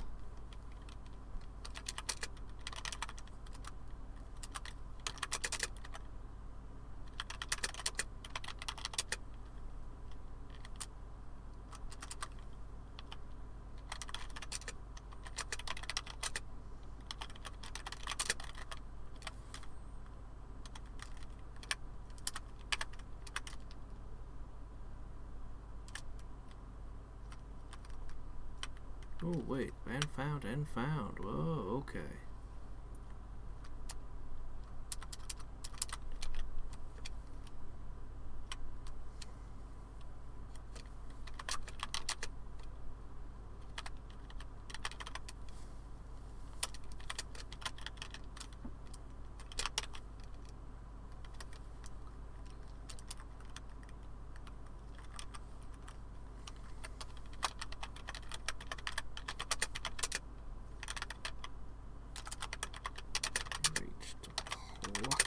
Out,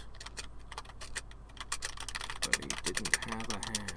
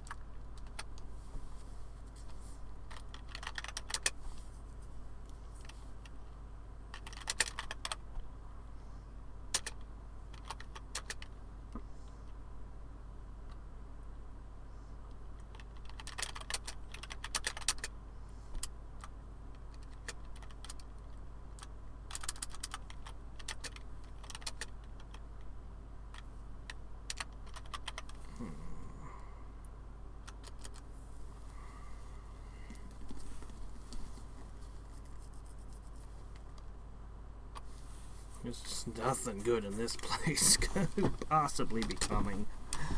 So, from your perspective, it's just, let's just go. Let's just run. The exit was right there.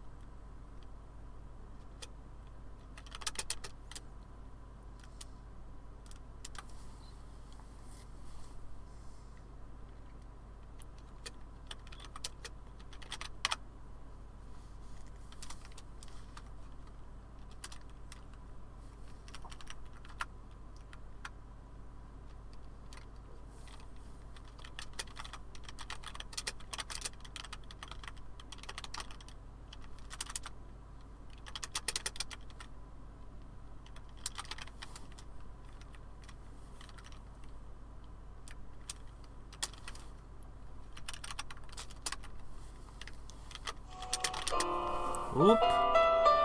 Busy.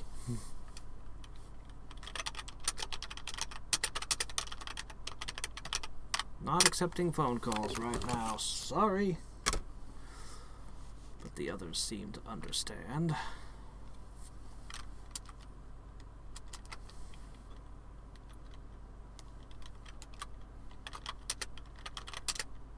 The rush began.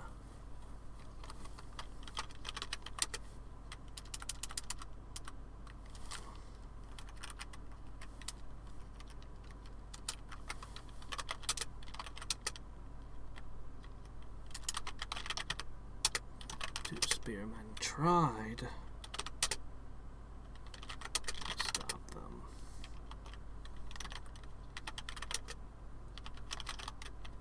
Striking several dead. No. We're from Leonard's perspective, not an omniscient perspective.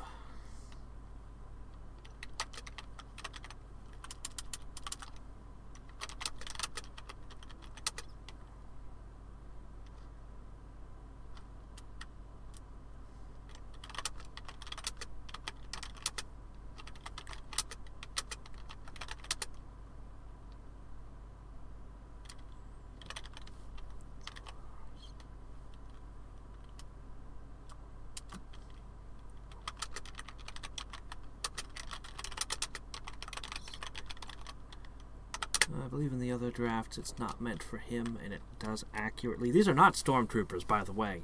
Like, every single spear strike that they make hits unless somebody interferes with it. And this one specifically was striking a different manticore. It wasn't actually aimed at him. But yeah, unless somebody blinds them or does something to interfere with them, like I believe every single time they strike, it's a hit. And I stress the fact these aren't even professional soldiers. I don't have characters who visit the Stormtroopers Marksman Academy in any of my stories. The accuracy of firearms in most of my stories is not 100%, but it's pretty high. And a spear, yeah. Oh yeah, there was a video on that. Stormtroopers. Yep, that was a JoJo. That's my ringtone. You recognized it from just a couple of notes. Yeah, there's a video on that. Their ridiculous accuracy. Yeah. I don't know if I buy it, though. I've seen other movies where they're not intentionally missing.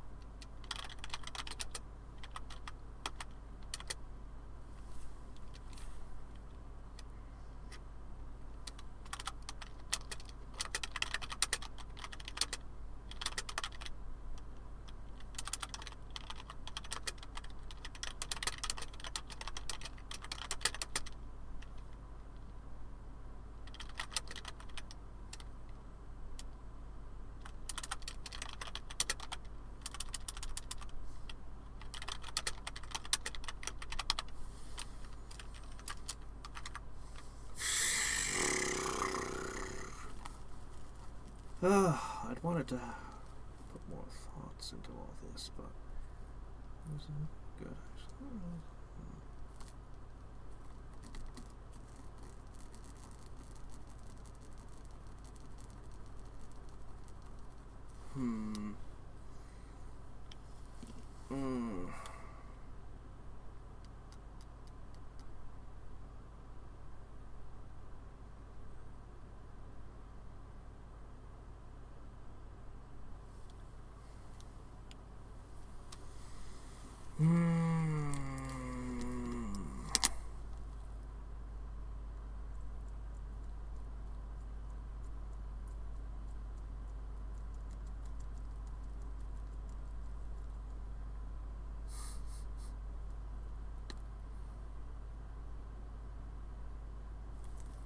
We, because the person who recognized the tune after just a couple notes.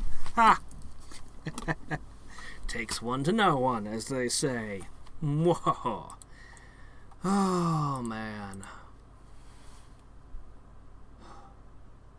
3.5 hours from now, I'm due to do this again with the second chapter.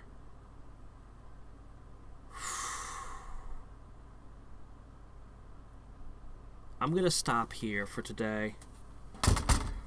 Tomorrow's supposed to be the composite draft where we put them all together. I'll probably sometime tonight try to finish this out if I can. I also want to go back over the second draft again. I was working on that last night. We'll see how far I get. Tomorrow with the composite draft, though, we put everything together and just try to make what will be the basis of the final draft. I've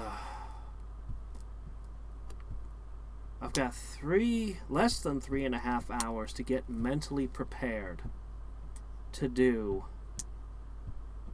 another chapter. Yeah. Hey, I'm putting more than 8 hours a day into writing. Well, except for yesterday. Yesterday was weird. Anyway, thanks all for hanging out. Yeah. Yeah, 3.5 hours from now, we do the other one. And there's a lot of dialogue in that one. So that one is going to have a ton to do. Oh, man. I will be going a little later. I'll be going more. For now, I will just cheat. And for now, I will just reach over to the second draft. I will go to the inn. Oh, sorry, this is the wrong one. Huh. No. This one.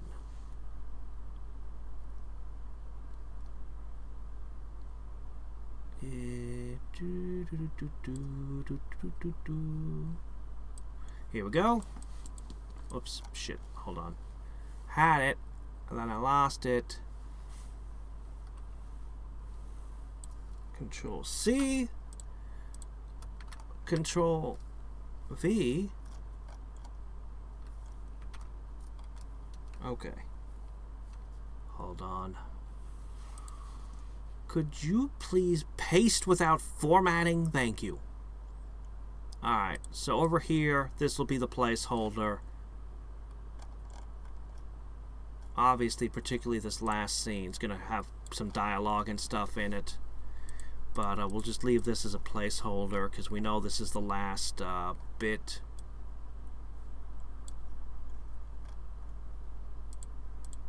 Yeah, so, anyway. I'm going to go take a break to continue bringing the VODs. Cool. Yep. Alright, well, until next time and every time, this is Hadriex signing off. Bye.